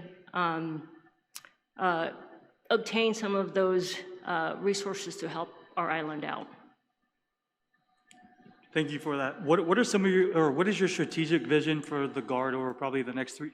Well, I mean, there's only like a year left in this, and maybe you'll sit over, but at least over the next year or two in regards to your vision for the Guam National Guard. Yeah, and so I just want to say that in much of my experience on active duty, it's never really been about short term. It's always been about long term. So again, as an example, as a garrison commander, our public works projects, those are things we looked at, we identified, we planned. But it's things I was never going to see during my time as a garrison commander. It was things that would come to fruition and benefit the community 3, 4, 10 years later. Another example, when I was in the Army G8, for example, I was responsible for successfully programming the EOD advanced bomb suit, the next generation advanced bomb suit, basically from start to finish. And that is now, so I was in the G8 in 2016, so it just came out in 22, I think. But several years later was when that bomb suit was finally gone through all the research and development, the production, and it now has a maintenance tail. So our explosive ordnance units, they have a way to fix things. So I'm not even worried about just being here for a year. I think it's a blessing if I were to be able to stay longer than that. But again, it's what can I do now to help the Guam Guard and to help our island for the future. Going back to what I said earlier about talent, I need to grow the next tag, right? The next sergeant major. So what I can do now is get people through schools, put them in the right position so that they can gain the experience, and help them get set up so that they can, one day be in my seat. I don't want them necessarily have to go through what I'm doing, but you know what I mean? So those are things that I think can be done in the short term, but the focus has to be on the long term and how do we get there. I appreciate that. And thank you for your openness today in regards to answering some of my questions. And again, thank you for your service and thank you for coming back and being a part of the community. I have no further questions, Mr. Chair. Thank you for the opportunity. Thank you, Senator, and thank you again for your service. And again, thank you for answering the questions. Now I'm going to move over to Senator Tello-Taitigui. Ma'am, you have 5 minutes. Thank you again for being with us this afternoon. Thank you, Mr. Chair. Good afternoon to my colleagues, and most especially good afternoon to you, Colonel, for being here, and all your family and friends who are here supporting you. Believe me, this support is not just in this room. I've been getting phone calls coming into my office, advocating for your appointment. And one of them especially was something I'd just like to read because I thought it was very touching. I mean, you're obviously very well qualified. You have a lot of experience and medals to prove it. But this was something I thought was very touching. It said, so Karin is best friends with my sister. And she's the only friend that ever really checked up on me in my humbling times, especially when I was homeless.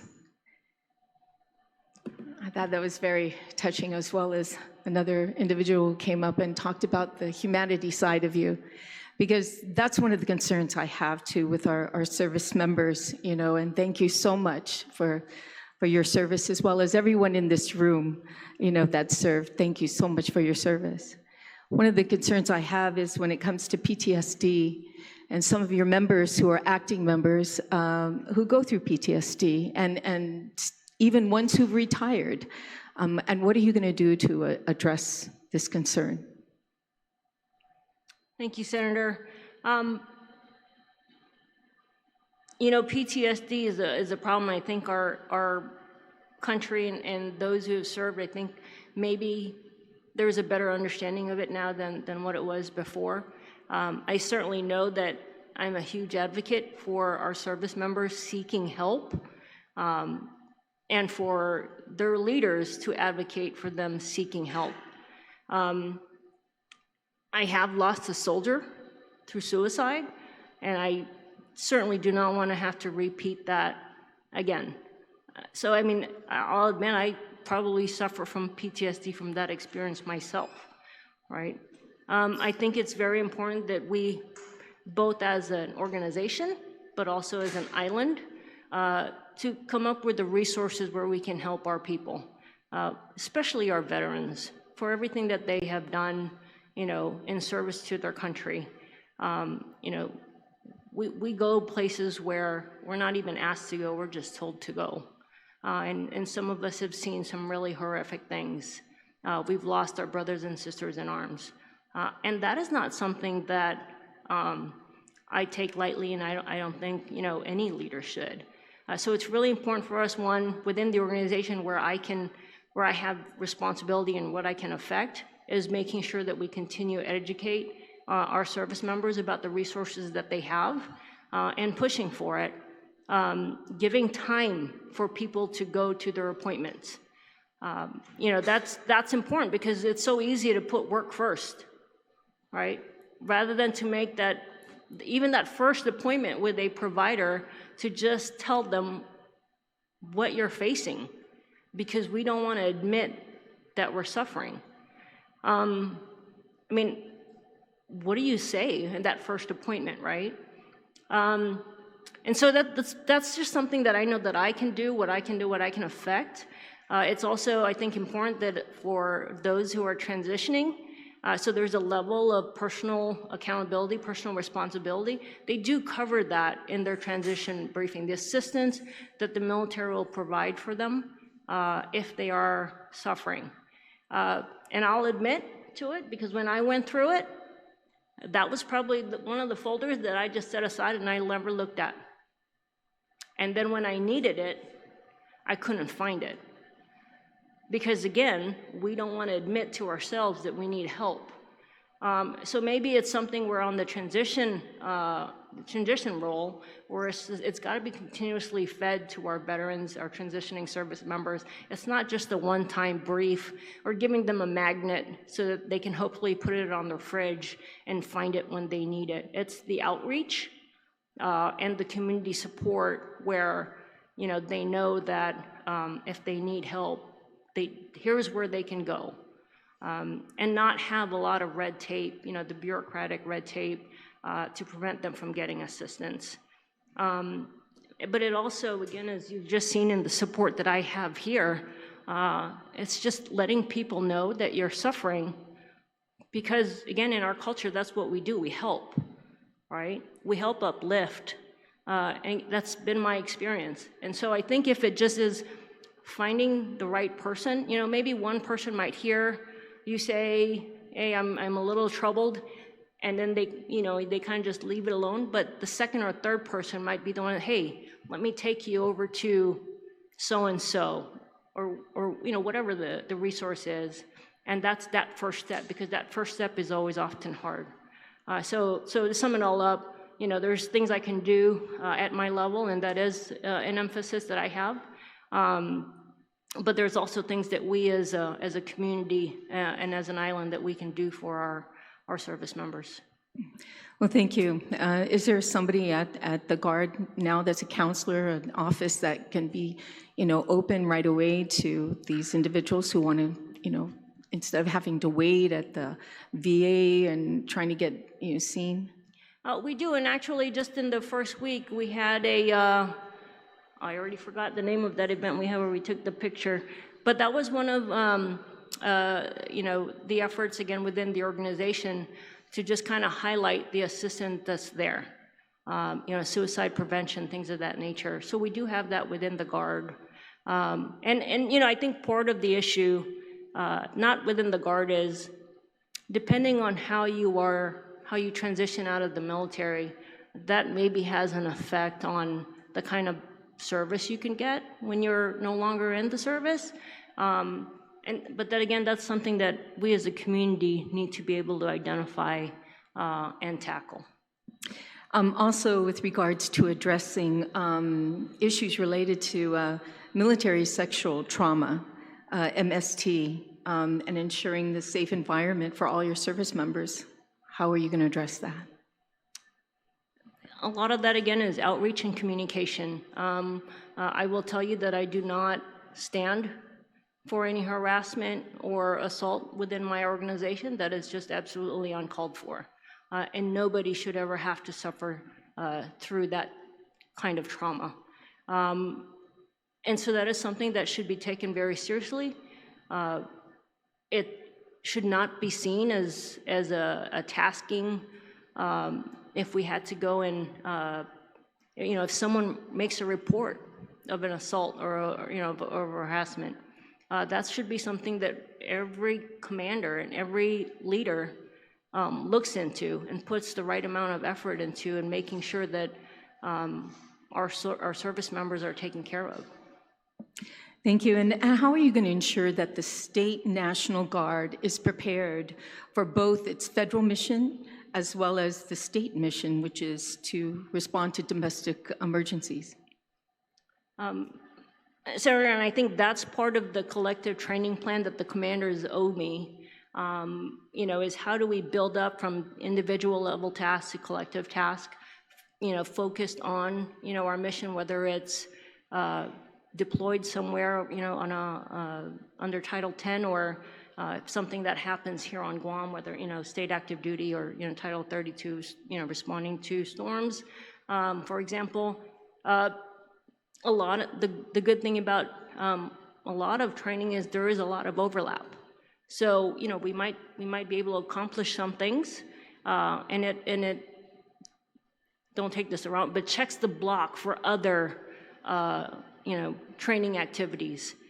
So because again we have our constraints with training space and things like that, we have to come up with out of the box ways of training, being able to fulfill our mission.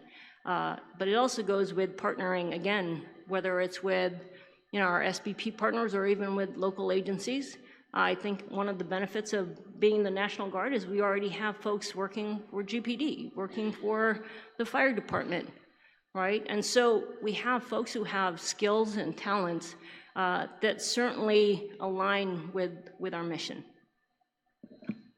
You know, I greatly appreciate you coming to my office and we meet, you know, we met earlier and, you know, I asked you a couple questions that had to deal with your qualifications for being, well, it's obvious you have all the backing needing as a military individual and very proud of a daughter of Guam to accomplish what you did. But, you know, I'm notorious for asking the tough questions and also doing my research when it comes to this. So, I have to ask, you know, because there's a lot of constituents too who have also brought this to our attention, and that is when first and foremost, the important things about, you know, your confirmation to me is trust and confidence that you're going to do the job that's deserving of our people and our service members. So the question I have is, can you tell me where your home of record is? My home of record right now is Guam. Right now is Guam, okay. When did you retire? You left the military? I retired May 31st, 2024, so effectively off active duty on June 1st, 2024. What does your current driver's license say? It's a Guam driver's license. Do you have a Virginia driver's license? No, I do not. So you never got a Virginia driver's license? No. Do you pay taxes in Guam or do you pay taxes in Virginia? Because I claimed Guam as my home of record, I paid federal taxes. Yeah, that's been it. It's just been federal. I have not paid any state taxes. So you've been only paying taxes for Guam? I'm sorry? You've only been paying taxes in Guam, for Guam taxes? Well, I've filed federal taxes. Okay. Which means? I'm sorry, Senator, I'm a little lost on that. I think everybody has to file federal taxes, and I file federal taxes.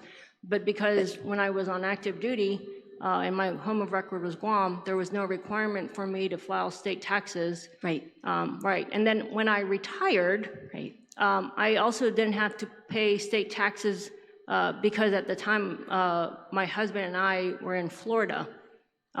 So I was, and what we had talked about was I was working in DC in the Virginia area.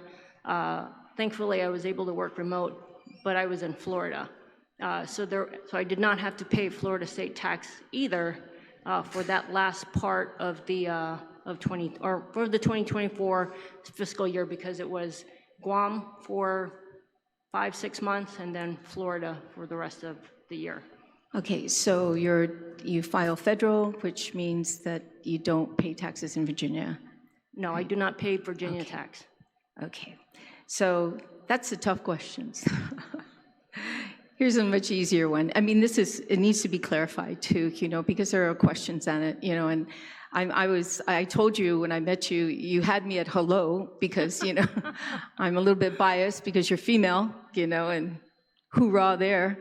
But it's also, again, about trust and confidence in your ability, which I do have. Now, are you familiar with the assistant tag and the requalifications that's needed for an assistant tag? And have you already decided who that's going to be? I am familiar with the qualifications of the assistant tag. It's, for the most part, similar to the tags. At this time, the current assistant, or the AAG, is Colonel Charles Douglas for the Army. I do not believe we currently have one on the air side, and that's something that I will certainly look at and be willing to provide a recommendation to the governor. Well, the governor's recommendation is for the assistant tag on the Army side. Now, the air side, well, right. Yeah, that side is strictly on you. Yes, you're right. It's strictly on you. So have you had anybody in mind for the? I actually do, and she is also a daughter of Guam. She's also a grand daughter of brownie Guam, point. Yes, I have discussed it with her. Okay. And it is certainly something that she is willing to step up and do. I think that's just a matter, again, it's important that we follow the process. Following the messages for promotions and things of that nature, that is something that we are working on. Okay, and again, the assistant tag has a little bit different qualifications than your qualification. That has to do with residency, on Guam or being here for a while on Guam. And you said there's someone currently in that position right now. Was that appointed by you or recommended by you, or is that someone who's been there before you came? I believe Colonel Charles Douglas was appointed in May. Okay, so before you came Before on board. I came, yes. Okay, so you still have that option to make a recommendation, right? Yes, but I don't think it would be appropriate to do that right now without giving him a fair assessment and Sure, making sure yeah. he is right for the job. Well, I'm pretty sure you're going to be doing that because one of the things that you mentioned earlier was the gap in officers, in trying to fill those areas. So I think I'm confident that you're going to make sure that whoever you do recommend, whether to keep the same person or recommend, it's going to be somebody that has to basically follow your lead. That's going to be very difficult, with all your background. So again, I appreciate you coming back home to answer the call of the governor to serve in this position. But in the event something should happen that you're not able to serve in this position, do you plan on staying on Guam or go back to Virginia? So that's something that, it's a personal decision my husband and I have to make because our focus so far has been moving to Guam. He's currently still in Florida, but we are making the plans, the move for him to come here, which includes, so my husband and I also take care of his mother. She lives with us. And so we cannot bring her to Guam. So one of our considerations, one of the reasons why he's not here is because we have to take care of her. And so how are we gonna do that so that he can come here? We have a plan, we just have to execute it. Mm-hmm. So to just kind of jump and say, well, okay, stop, we're not gonna do that, what are we gonna do next? That has not been our focus. Our focus, again, it's coming here to Guam, doing the best job that I can do in whatever time I have in this position. And then if anything changes, then we would have to then refocus on that, but we have not.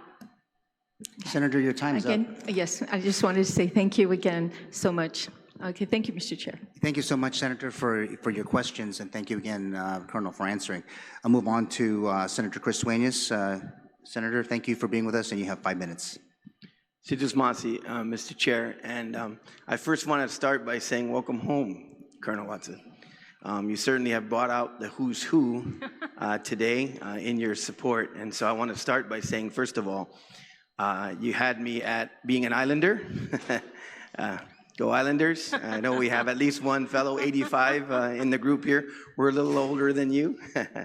And the second is, once again, like I said, with General Darren Cruz, General Leon Guerrero, and also, as we affectionately call him, General Goldie, to have written General Goldhorn in your behalf. It certainly speaks well in terms of your qualifications and the impression that you have made on others in terms of serving in this capacity. Thank you for accepting the governor's nomination. I also got to say, knowing that you described your family very affectionately and your mother having been a nurse. My wife is a critical care nurse at GMH. So many points are being ticked up here in terms of my vote for your confirmation. But most importantly, I just wanted to tell you that today I came here to listen and to learn. I don't have a lot of questions, and one of the reasons why is because, like with General Cruz and Goldie and General Linguero, I've spent a lot of time with the Guard, and so I really have a very adept, knowledge of the inner workings and the professional organization that it is. And I gotta say, I'm very, very proud of the Guam Guard, and I'm sure you are too. They serve honorably, and they're very, very good at what they do. So I'm just gonna ask a couple questions from my perch in terms of and also kind of go off of something that you mentioned that I think is really critical. One is, and I want you to maybe go a little bit more in depth, I'm so happy and proud that you've talked about succession planning, because I think that it's so critical. In the briefings that we've had, the 2 briefings that we've had with the outgoing, and once again, a very wonderful individual, Dr. Mike Cruz, General Cruz, and the briefings that we had, and from all the command staff that have come in, it's been very clear the mission, and they've talked about, and many of them were talking about their movement towards retirement. So could you just go in a little bit more depth in terms of what you've been able to see so far, and what some of your plans are in terms of that succession planning, and how you see the readiness at this point? So full disclosure, I do have my personal laydown scheduled for December 15th with my J1 team. And that's because at least this first couple weeks, it's just been here's a gap, here's a gap, here's a gap. And I think it would be, the wrong approach would be just, hey, let's put this person in this spot, not realizing the second and third order effects of that move. So I think it's really important that I do a complete laydown of where we're at on our officers in our enlisted positions, and then, again, following processes, identify a way to fill those gaps, and then at the same time, encouraging our officers and NCOs to go through their professional military education so that it ties in with the experience that I'm trying to give them in the different positions within the Guard, so that, again, they can advance and hopefully, achieve, whether it's the senior enlisted advisor, the TAG, the AAG. Being a colonel or being a command sergeant major, yes, that's success, but even being a lieutenant colonel is a success. Being a staff sergeant major is a success. As Sergeant Major Santiago had said, it's not easy. So again, we have the talent. I saw that day one, and like a lot of folks, I've heard about it, and I met people all along the way. So I know the talent is there. It's just making sure we make the moves correctly and the right way.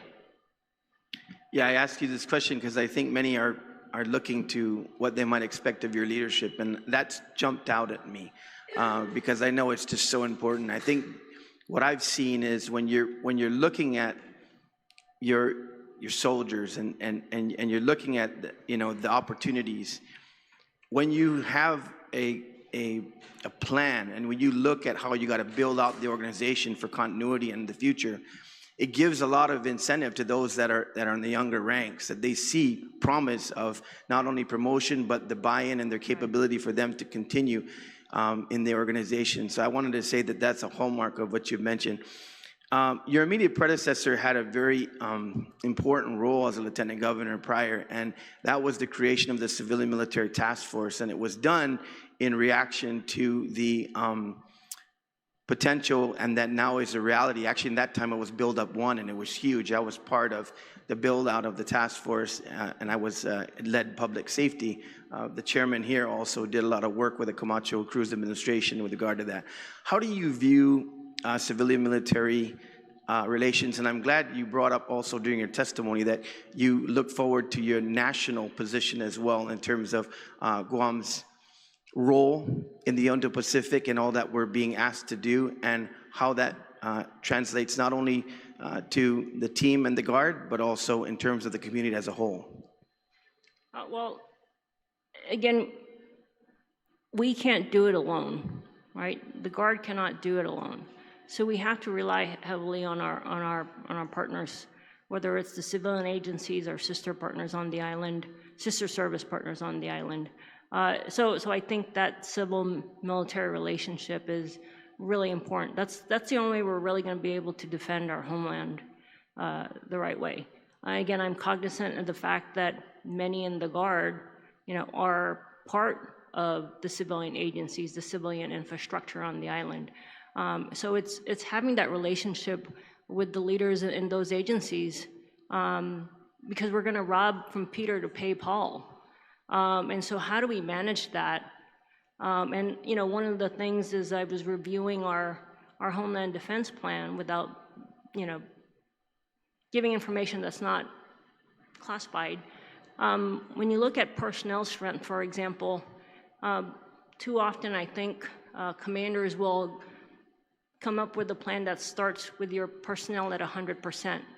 And I believe that that's flawed, because you're not going to get 100%.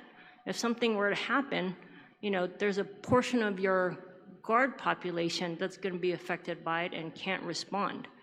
And also you have that population, you know, that are filling the critical need within our agencies, our GFD, our GPD, you know, Guam Power Authority, all of that, you know, first responders. So the Guard can never operate from 100%. So one of the things I know I've already tasked to my three is what is that number? And then that's how we start our plan, from that percentage. Even if it's 50%, again, it's feasible.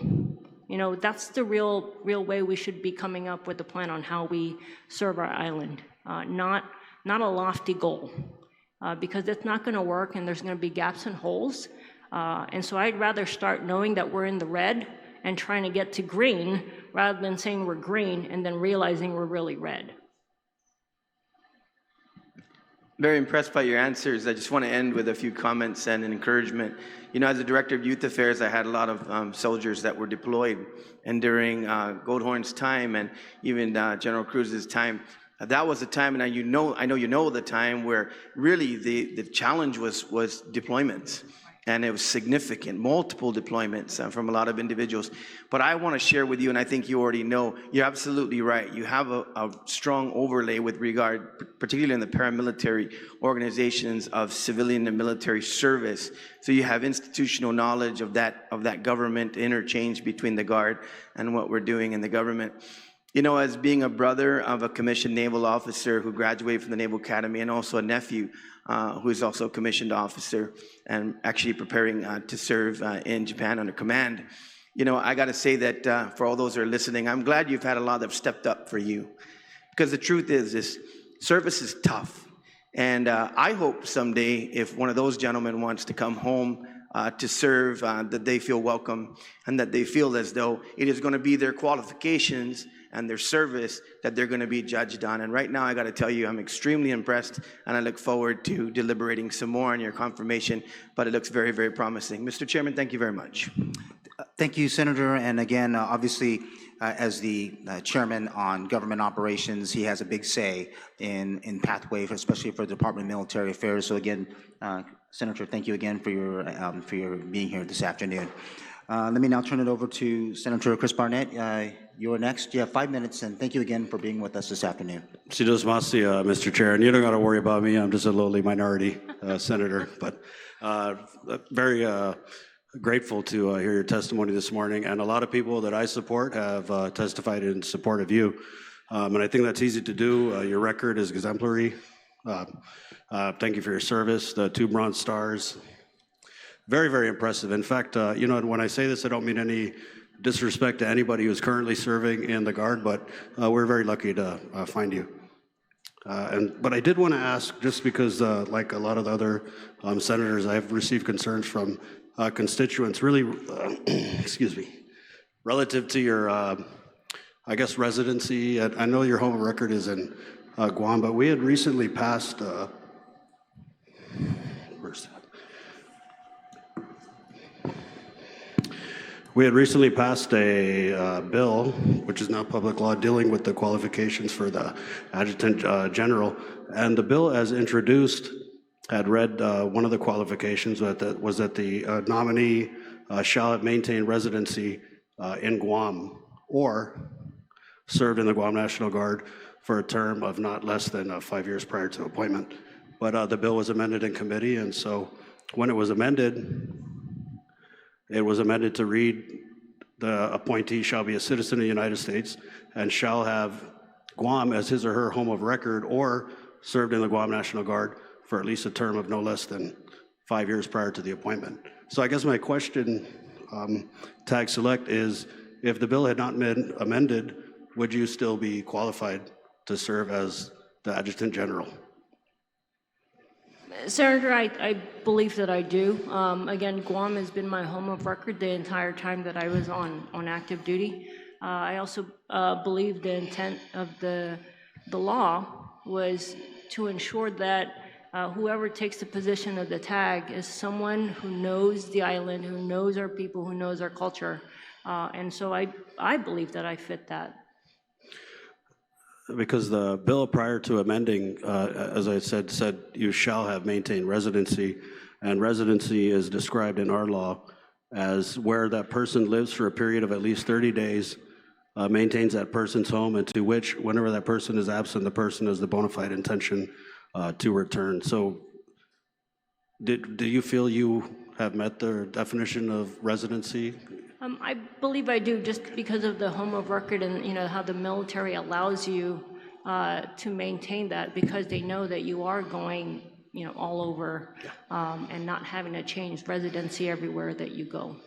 Thank you for that. I appreciate that clarification. Actually, this was something that was being brought up to me by multiple constituents, but in the opening, when I heard the testimony and I heard you talk about your family and all your family members who, your mom's a GMH nurse, your father was a chef at Daiichi, might have eaten there a couple times. I get the feeling that you're from Guam, and I just wanted to clarify that because it's not just enough to be from Guam. We have to meet the parameters as set forth in the law.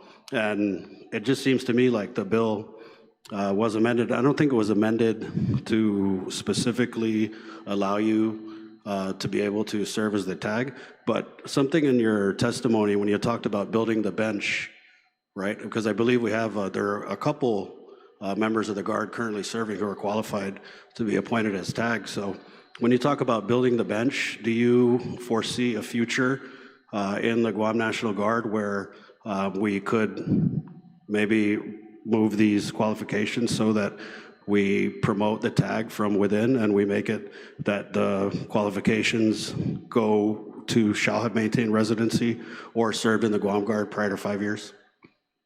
Is that one of your goals maybe when you talk about growing the bench? Well, to be perfectly honest, Senator, I wasn't really concerned. When I talk about growing the bench, it wasn't so much on a focus on where that person lives, but based off merit, that they have the right qualifications to be able to be the next tag, to be the next AAG, next chief of staff. And so it's getting them ready for those senior level positions, higher level positions that I'm concerned with. I think it's sort of, it's inherent that they're, again, with the spirit of the law, that they know our culture.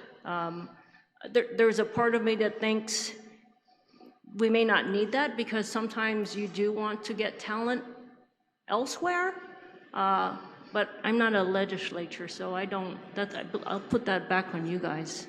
Thank you. One of the individuals who testified in support of you was my uncle, General Duran Cruz, who is from Moleso, and there was recently a bill introduced, Bill 182, was introduced by the chair of this committee, and this bill would take acres upon acres out of the Chamorro Land Trust inventory and give it to the Guam National Guard for the purpose of training in the village of Moleso. However, your predecessor had asked the committee chair to, I believe, pause on the bill or withdraw it. Do you have any intention in seeking forward movement on this issue? This, taking of Chamorro Land Trust lands in Moleso for the purpose of National Guard training? So I think I have to do an analysis of what our requirements are first. Again, I already do know that we do have some constraints with training space, and that even with our collaboration and partnership with the Air Force, the Marines, and Navy, we may still be lacking. But I can't say much about that proposal because I don't know. I haven't been well versed on the efforts at planning it. And again, that's as I told Senator Gumataotao when we met. I think it's important that what comes out of the TAG's office is, pardon my language, not half-ass. So if anything, if that is something that is a need, it's going to be well planned out.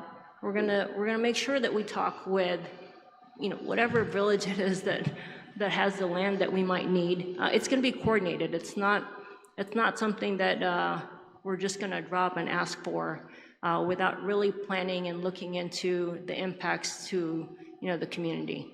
Land is scarce on the island, so we have to be very careful and protect it. Thank you, and I think that's why the mayor of Moleso and the residents of Moleso overwhelmingly have opposed that legislation, and that's why I was kind of hoping to get a little bit more of a firm commitment from you that that idea or that bill would not move any further forward. Yeah, I this time I don't have any, again, I have not seen any plans for it, so I think it would be a little premature for me to try and ask for it to be pushed if we don't have any real analysis into it. Okay. In your testimony, you had discussed favoritism and it being an issue currently based on your observation. Can you elaborate on that a little bit more? Well, it's my observation, but also within the first week of me starting, I had numerous office calls with many of the senior enlisted leaders within the organization, and they expressed concern on how things were done, and they did not feel that the processes were in place. And so I take that very seriously. And again, as I mentioned earlier, I had told them that my plan was always to take a look at the processes, fill the gaps where we have them, but that it be done following those processes and not just because arbitrarily someone said, hey, this is the right person for the job. I don't know that they're the right person for the job. Was there any transition from the prior TAG, General Cruz and yourself? No, there was not. I made attempts to communicate with General Cruz, and it did not happen. That was specifically the intent for the governor was for us to have a transition. Is that in any way, the lack of that transition in any way going to present challenges for you if you're confirmed as the TAG? No, because it happens all the time, even on active duty. The timing of things, sometimes someone has to leave early.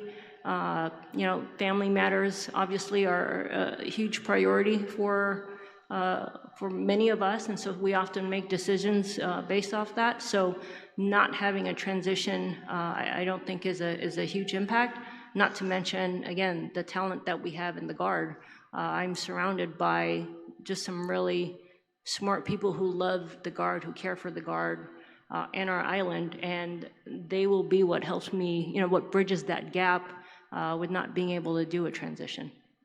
There's a lot in the news lately about unlawful orders, and I don't think I could get this off in 5 seconds, but would you disobey orders that were given to you that you deemed to be unlawful?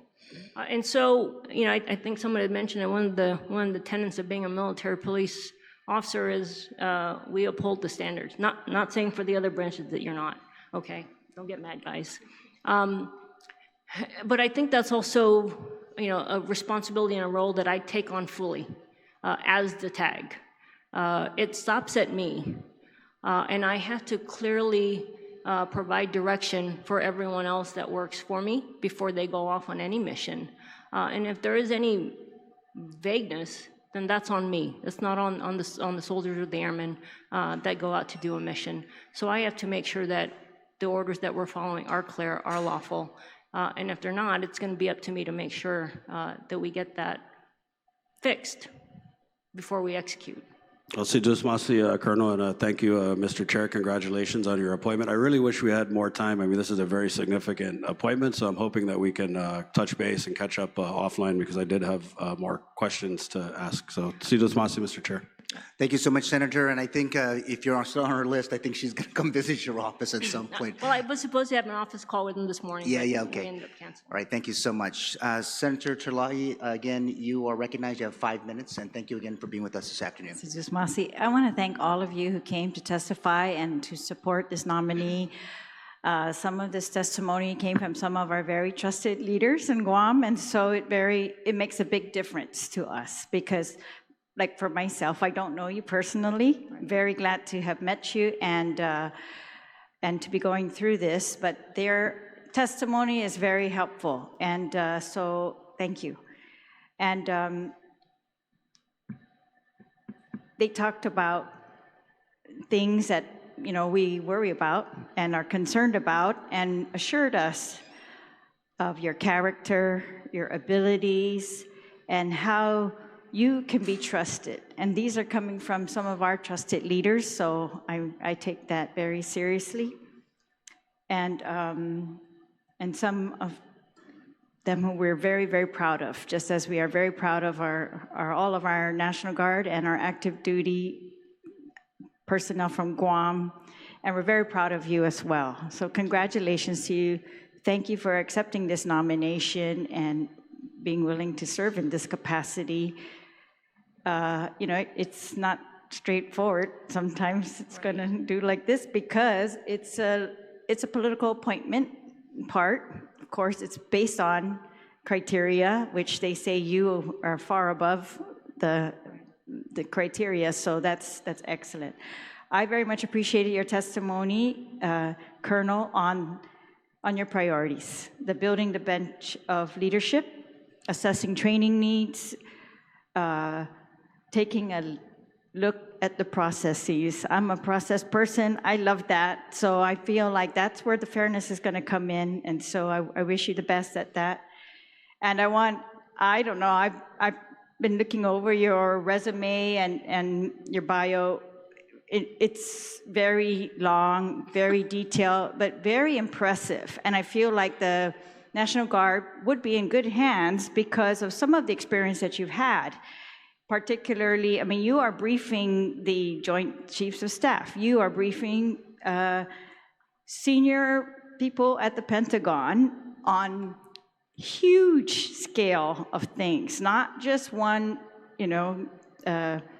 like these are large.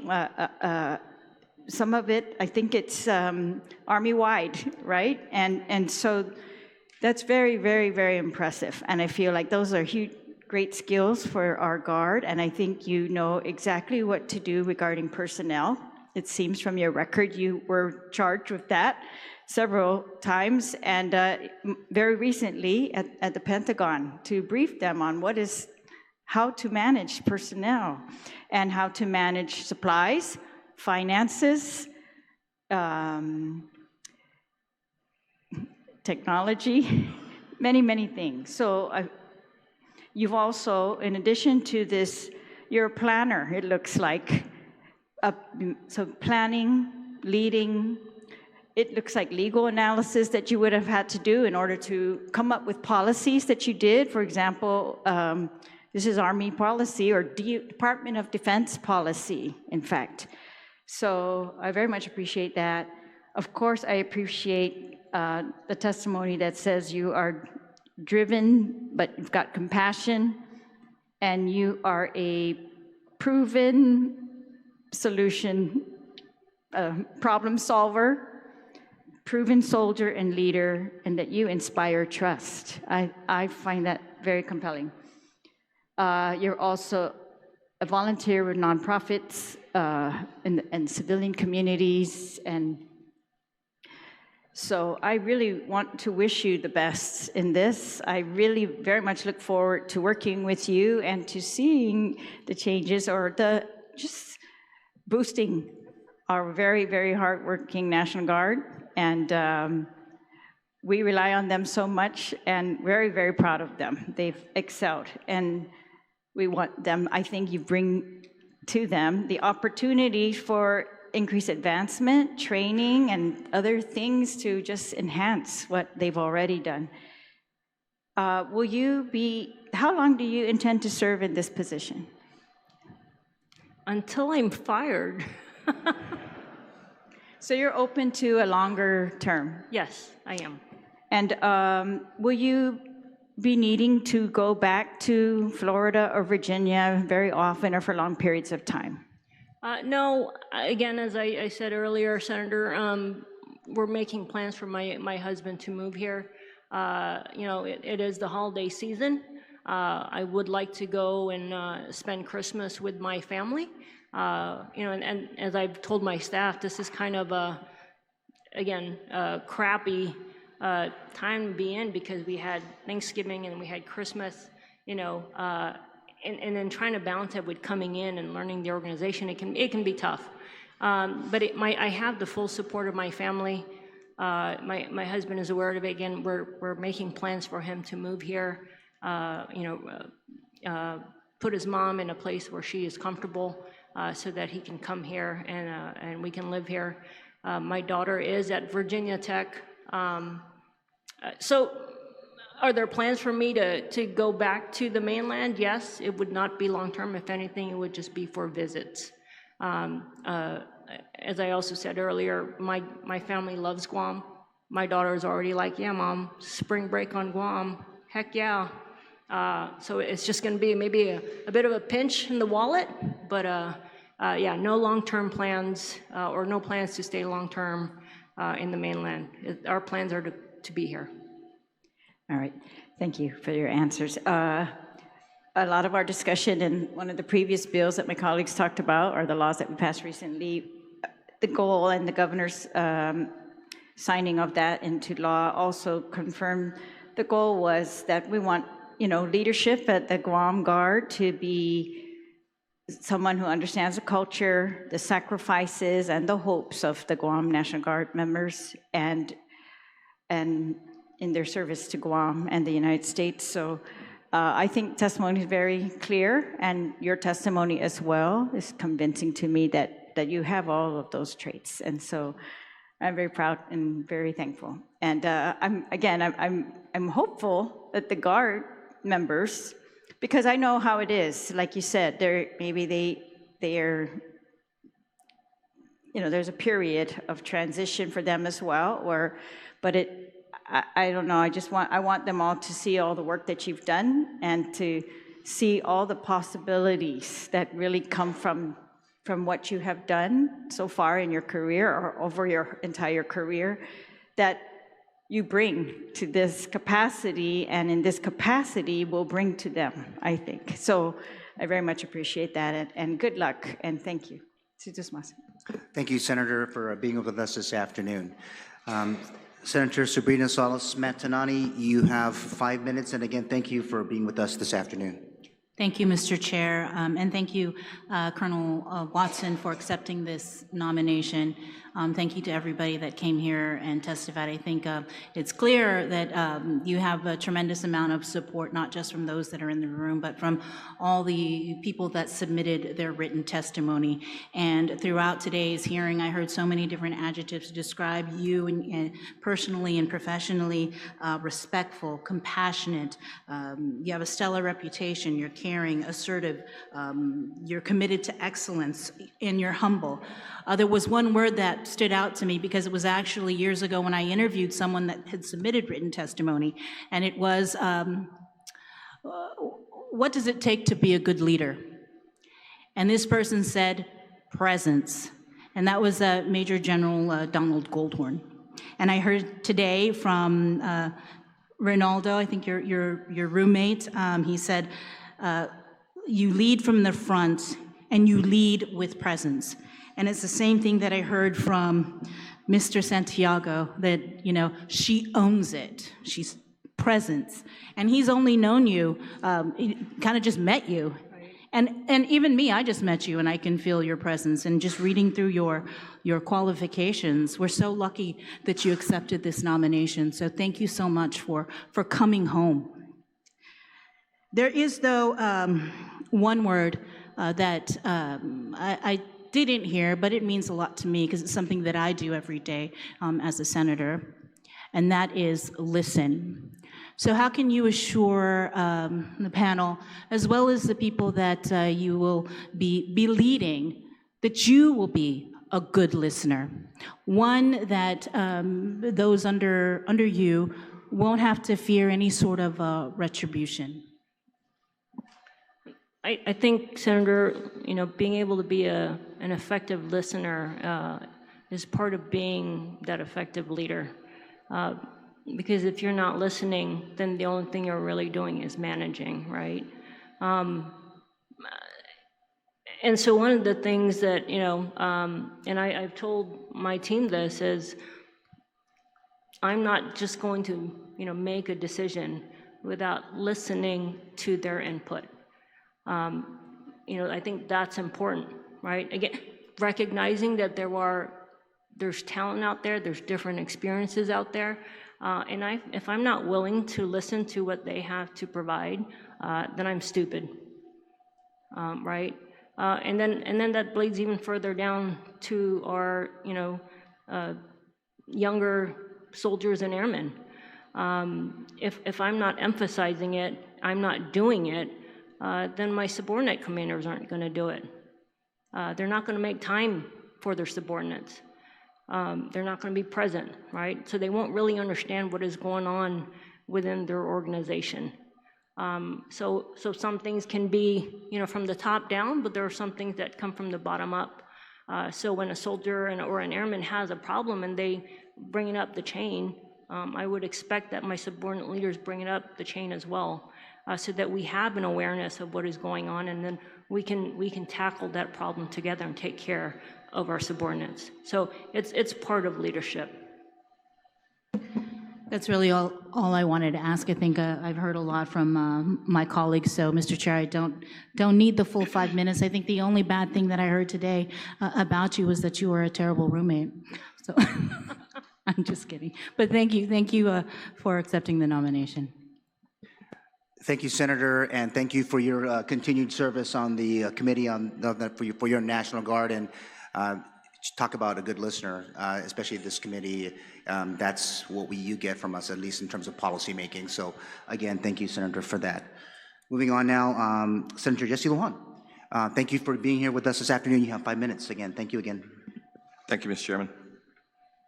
Good afternoon, Colonel.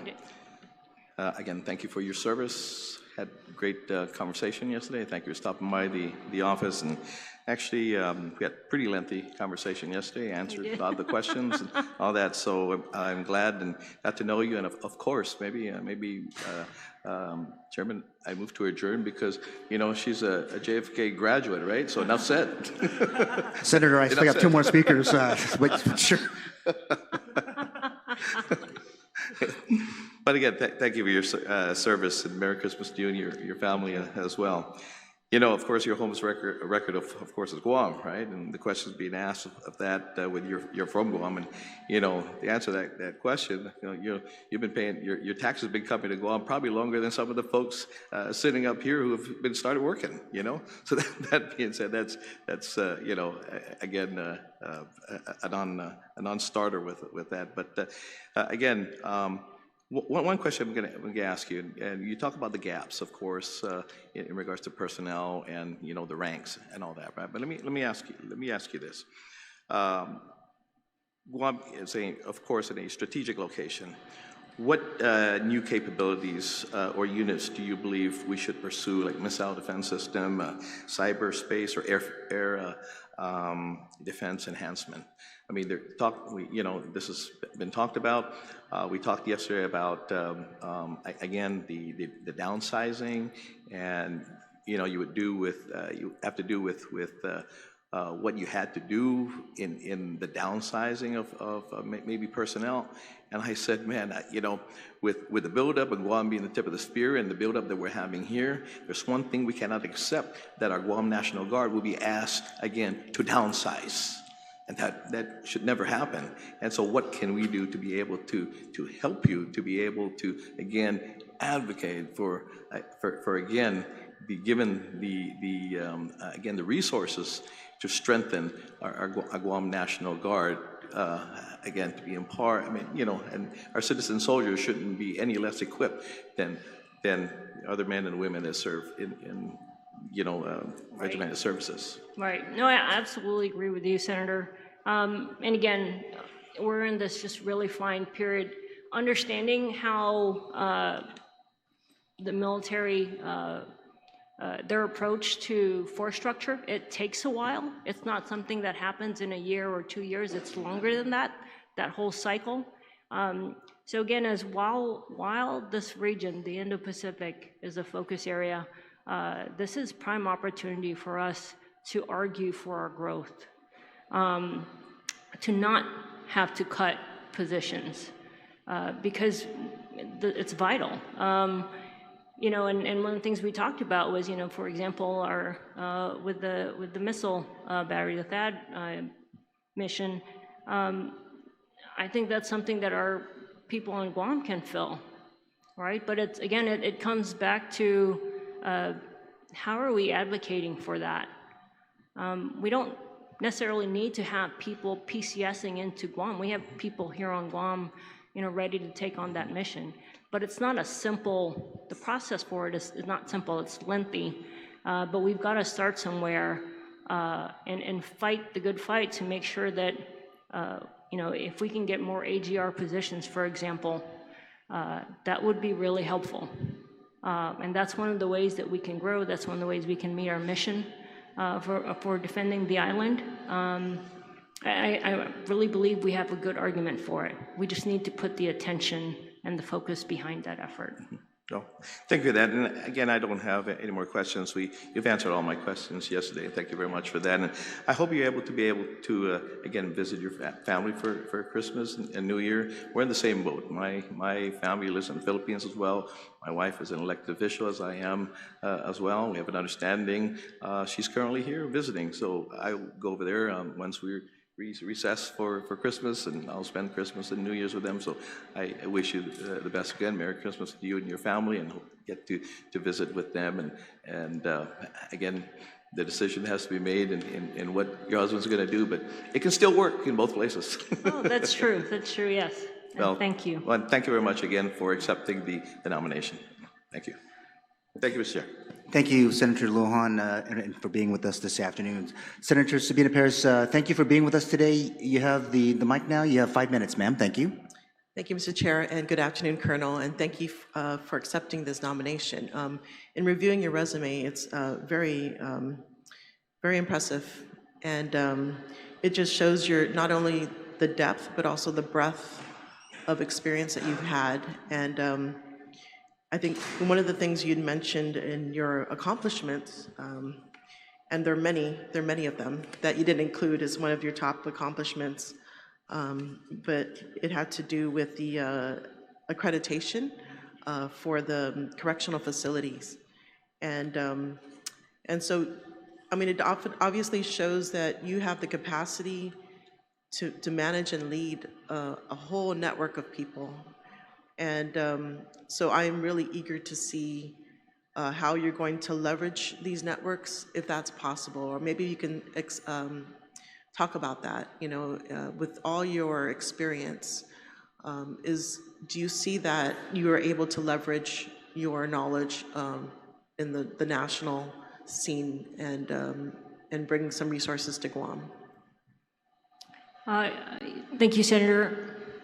And yes, you know, I think that's, again, has been really my approach at every assignment that I've had, is going into an organization and understanding its strengths and weaknesses, and then identifying that path forward on how we can improve on the weaknesses and maintain the strengths. And that's what we did with when we were facing our accreditation, was we put time and effort into identifying what those weaknesses are.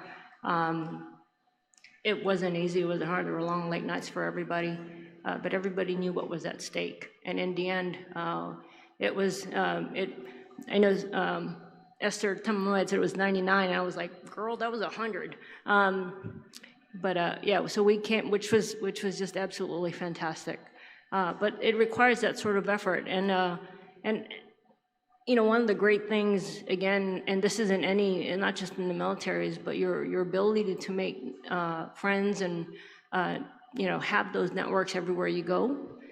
So I know that there are people that I can reach out to if I don't understand something, or if we're lacking in resources that need a little bit of assistance.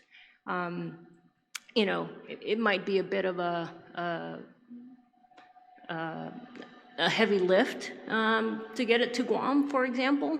But again, it starts with just one, identifying those weaknesses and then working, again, I've got a great team. You know, how has it been done before? I have the knowledge of, again, the respected leaders, you know, that were in this room or are still here in the room who've done this. And they've all, you know, opened their arms wide and said, Karin, if you need anything, call me, right? And the same thing with the rest of the other tags in all the states. You know, General Russ was here, and the first thing he said was, don't think that this is something that you can do by yourself. At some point in time, one of us has gone through, you know, a similar challenge. May not be the same, but there are some things that you can pull. So leveraging those networks, those partnerships, that is absolutely crucial to being able to close those gaps, close those weaknesses, and build on those strengths so that, you know, we're able to do our mission. Okay, thank you for that response. And so part of in the statute that we have for the Guam National Guard, one of the responsibilities is to promulgate regulations when it comes to disciplinary actions. And have you had any chance to look at the current regulations? And if, I mean, with your background, you have a PhD, I think, in this, as far as experiences goes, but have you had an opportunity to look at the regulations that we currently have and if there's opportunities for change? Because I see that you also were able to take a lead in some of the changes in how, you know, I think in this case, Guantanamo Bay, Cuba, you actually implemented changes to that. So have you had a chance to look at the regulations here? No, not yet. I actually have the team putting together, for example, all of the policies so that I can review them. And again, it's going to go through a process. It's not just, you know, a piecemeal effort. It's everyone going through, identifying, you know, what's right, wrong, that it meets all the service regulations, whether it's Air Force or Army, and looking through it together. So I do still need to do that. And, you know, there are also challenges with the Guard, right? Because there are some things that, you know, maybe I don't have the authority for because based off the title, the authority that the service member is falling under. So those are things that I have to balance. I do also have a sit down or an office call planned with our legal team for them to give me a briefing on all the cases, which not something I need to discuss in this room with the people around. Okay, thank you. One of the things that I'm interested in is environmental policies and practices, and I know you've implemented best practices. Again, I guess maybe it's too preliminary, but have you looked at the current practices when it comes to implementing more green practices within the Guam National Guard? Just to let you know, sorry, the echo in the with the mic. I'm a big proponent for going green. One of the things that we did in the jail was we implemented a recycling program for the food waste, which in the past had not been done. You know, again, it's just planning forward. It's not just about now, it's about years from now and you know, the effects it has on our children and their children. So that is important to me. I haven't looked specifically at what the Guard's policies are on that, but that is something that is near and dear to my heart. Because again, you know, my son right now is on active duty. You know, many of the folks in the room have kids who could one day join the Guard. So I think we need to make every effort to make sure that the environment, the facility, I mean, everything is there and it's sustainable for next several generations. So we have to really make sure that we take a look at that, you know, new construction, things like that. We certainly don't want to destroy our environment, you know, and so thank you for that question, but that is very important to me. Thank you. And I just want to maybe follow up some questions regarding one of the responses you had earlier about your priorities. And you mentioned that there's a short window of opportunity where attention will shift, and we must take advantage of this small window of opportunity. Maybe if you can expound on that. Well, you know, during my time in the military, you always saw how, you know, whenever there's a new national strategy, things will shift. For a while, the Indo-Pacific was not an area, or not that it was an area of concern, it just wasn't in the top. Now we have it. When you look at things that are going on in the mainland, I think the focus is going to shift a little bit more that way, would focus mostly, you know, in the American region, and not so much in this area. We're still going to be a priority. A threat will always be there. But when you look at where funding might go to, for example, it may not necessarily be to this region. And I don't think we should wait, and we need to go ahead and just jump on it and make use of, again, the attention that we have now.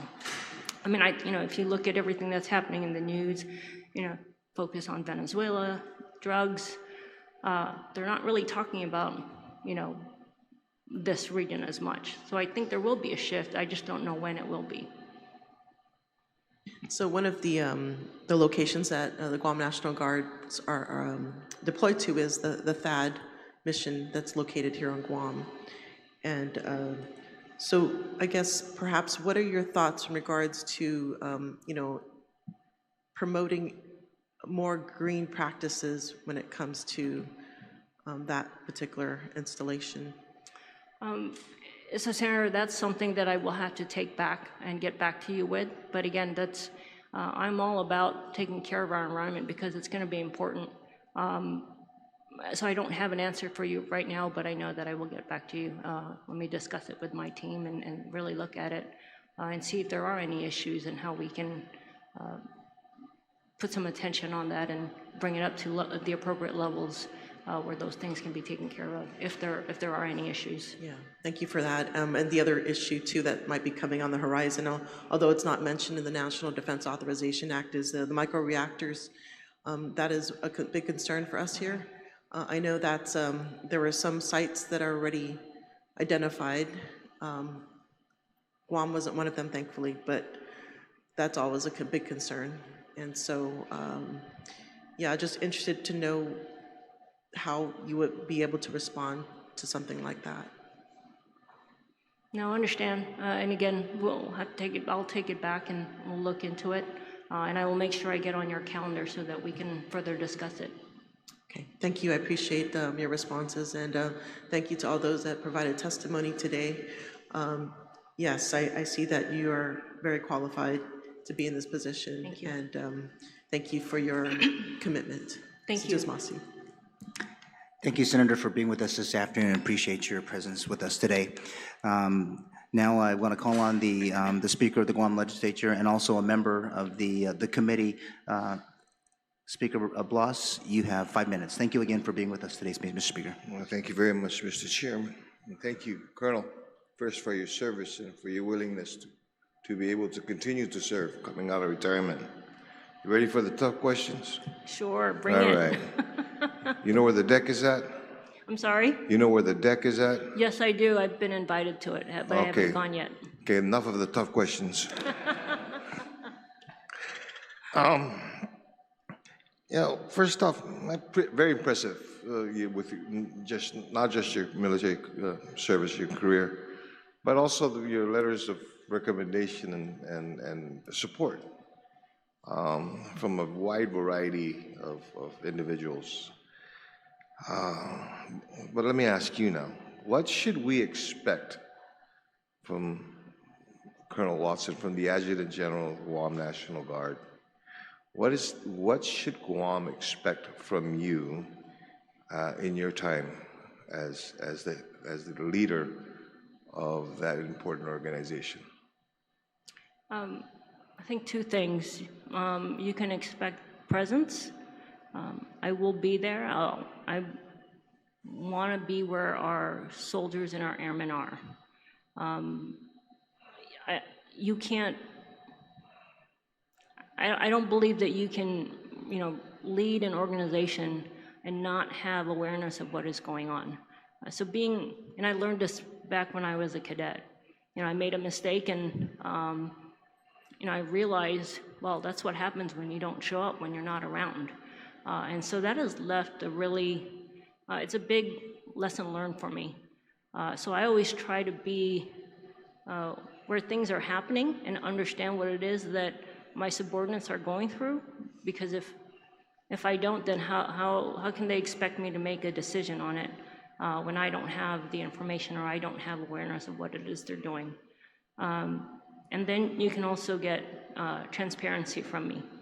I often have a problem saying, not having a filter, it just comes out. But I'm gonna tell you how it is. And the same thing that I had told, the command teams when I came in. I'm gonna do my best to, implement the processes, and you're gonna know about it, and some of you may not be happy, but I can assure you that it's gonna be done as fairly as possible. So I'm not one to hide anything. If you ask me, I'll tell you. If you want me to show you, I will. I have no problem with that. I've always been an open book, and I will definitely bring that to the organization and to all of you and to the governor. Okay. On behalf of the Guard, the soldiers and the airmen that will be under your command, what kind of a leader will you be for them? What should they expect from you, or how? I don't want to say compare, but what is it that they can look forward to under your leadership with the National Guard? I think it's just they can expect me to give them 100% of me. And I think it's evident that I came home without my husband so that I could serve them. I absolutely believe in servant leadership. I work for them. I don't work for me.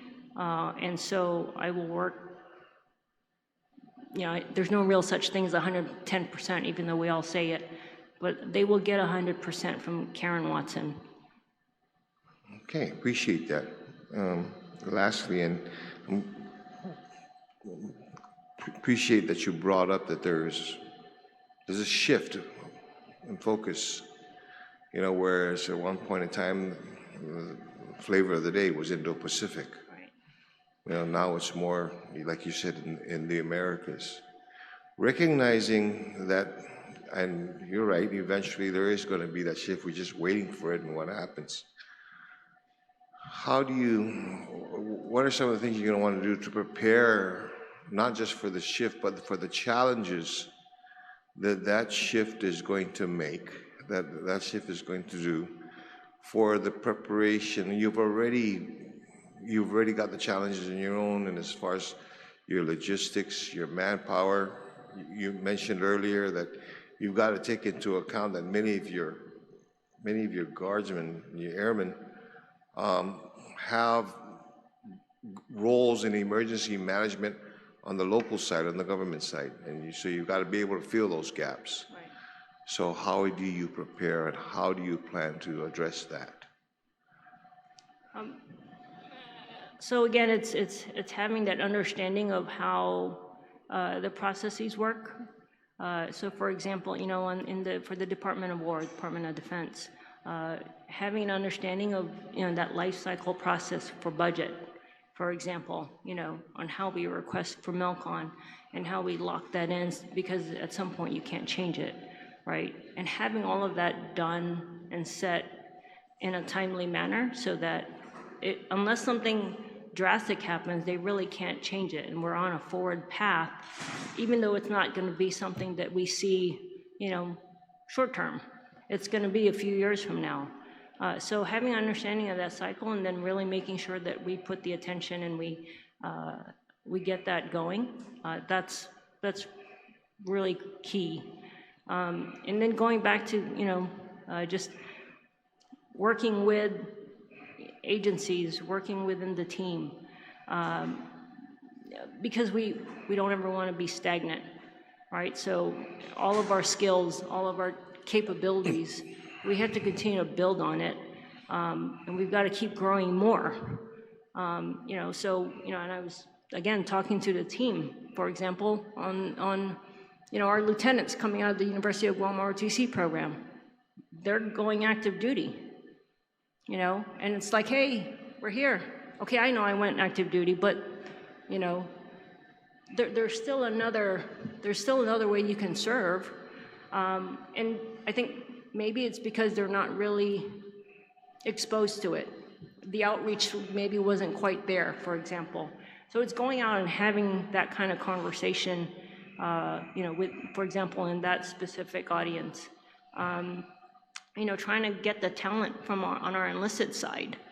I spoke to, Sergeant Major Santiago. It's a lot of the young kids are coming up and they don't have family who've served, right? I mean, if you look at it's less than 1% of the might be a little bit more on the island, but less than 1% of the population serves.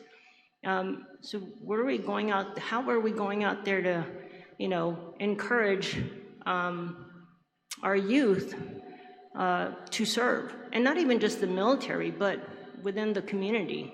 I know COVID has a huge effect on that, and we're still kind of struggling to come out of it. But there's got to be this really proactive, approach and emphasis on building our future generations. And again, in the Guard specifically, that's recruiting. And don't let joining the military be your last resort because you don't have any other plans, all right? But if we educate people and we really get them passionate about serving, then I think we'll bring in some really good quality young men and women, and again, grow that bench. So it might not be, the next lieutenant colonel, all right? But maybe in 20 years, we'll have that next lieutenant colonel. Again, understanding there's going to be a gap, but that's just the pain we have to go through because of the situation that we're in. But at some point, I think if we put the right emphasis on it, we have the right outreach, we have the right collaboration, I think we'll be able to move it forward. Great. I know that our schedules have been conflicting so that we can actually have that meeting that we were supposed to have. But I'm sure that we can schedule something at the deck so that we can continue the conversation. Just let me know what case to bring, what kind of beer. I'll just wait for the two gentlemen that are sitting there that have to make sure that happens. Congratulations, Karin. Thank you. All right. Thank you very much, Mr. Chair. Thank you again, Mr. Speaker, and thank you again for all your support of the committee. Now I want to turn it over to the Vice Chair of our committee and the Vice Speaker of the Guam Legislature, Senator Toniata. You have 5 minutes, and again, thank you for being with us this afternoon. Thank you, Mr. Chair, and Colonel Watson, thank you for answering the governor's call to step up and become your nomination for tag of the Guam Army or the National Guard. So far we got two things in common. We're both Army. We're both MPs, and I won't hold airborne against you. I was air assault. It's okay. We're good. We're good. But your impressive career that's brought you 26 years of service to our country, and now you want to bring service to our island, and that's admirable. And I thank you for that. And I think that many questions have been asked, and you've answered a lot of the questions. Where do you see, knowing that this is such a short period between now and let's just call it what it is, the next gubernatorial election that's coming up, where do you see taking the National Guard from now until that point or even beyond? And I think it's, are you looking for just the next 12 months? Are you looking for the next 5 years?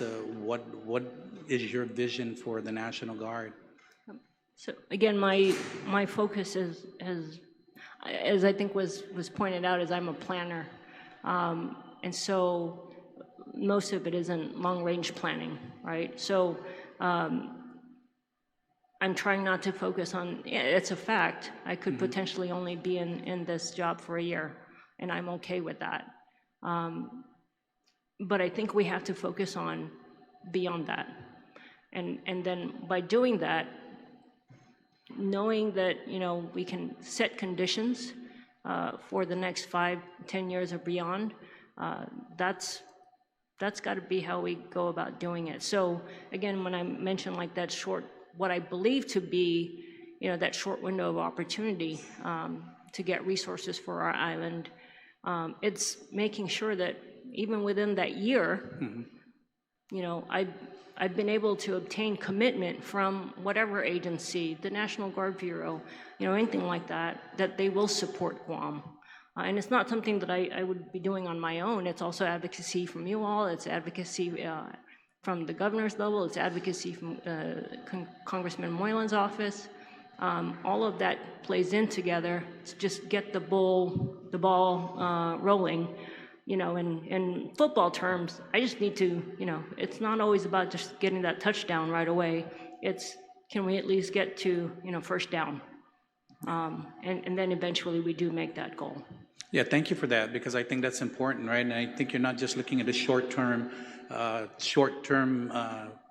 that is remaining, but you're looking at how is it that you're going to be able to plan for the future for the National Guard. Right. And perhaps maybe, just like the speaker said, we can set a time to where we can sit down and speak more about it. I just wanted to let you know that there's some people that wanted to come down and testify for you. Eileen Flanagan wanted to, but she submitted, and she also texted me saying, hey, can you submit this? And I said, yeah, I'll submit it to the chairman. I know Danny wanted to also mention, you know, but he had to go work today, so. Yeah. But I know you got a lot of people supporting you, a lot of the general crews that came out, General Leon Guerrero and General Goldhorn. So it goes to show that your support base is strong, and all the testimonies have been submitted. I look forward to having your confirmation move on the January session, and hopefully we'll be able to get you confirmed and move you on to leading the National Guard so that you can start taking the helm and working your way through and look for those long-term goals. But thank you for your service to our country, and now that you're coming to our island, thank you for your service to our island, and we look forward to voting on your confirmation. Thank you, ma'am. Thank you, Mr. Chair. Thank you again, Vice Speaker, and again, thank you for your continued support of the committee. I just want to say that publicly, and especially in all of this process today. Again, I want to thank you, Colonel, for being with us and taking the questions. And I mean, it's an impressive thing to see all of your friends and family that came out in support. And I think that was pretty evident in this confirmation hearing. So again, thank you, thank you, thank you. On behalf of the committee. The Committee on Public Safety, Emergency Management, and Guam National Guard appreciates the attendance and participation of all senators and community stakeholders in this confirmation hearing for Ms. Karin L. Watson, Colonel, U.S. Army retired, to serve as the next Adjutant General of the Guam National Guard. The committee will continue to accept written testimony on the confirmation of Ms. Karin L. Watson, Colonel, U.S. Army retired, for the next 5 business days or until Wednesday, December 10th, 2025. Testimonies may be submitted via email to my office at office.senatorshawn@guamlegislature.gov, that's SHAWN, through the legislature's mailroom here at the Guam Congress Building, or they may be delivered directly to my senatorial office here in Hagåtña, just right down the road. With that, today's public hearing, which serves as the confirmation hearing, required for Ms. Karin L. Watson, Colonel, U.S. Army retired, to serve as the next Adjutant General of the Guam National Guard, is hereby adjourned. The time is now 5:08 p.m. tomorrow Standard Time. Have a great day and great evening, everyone. Thank you.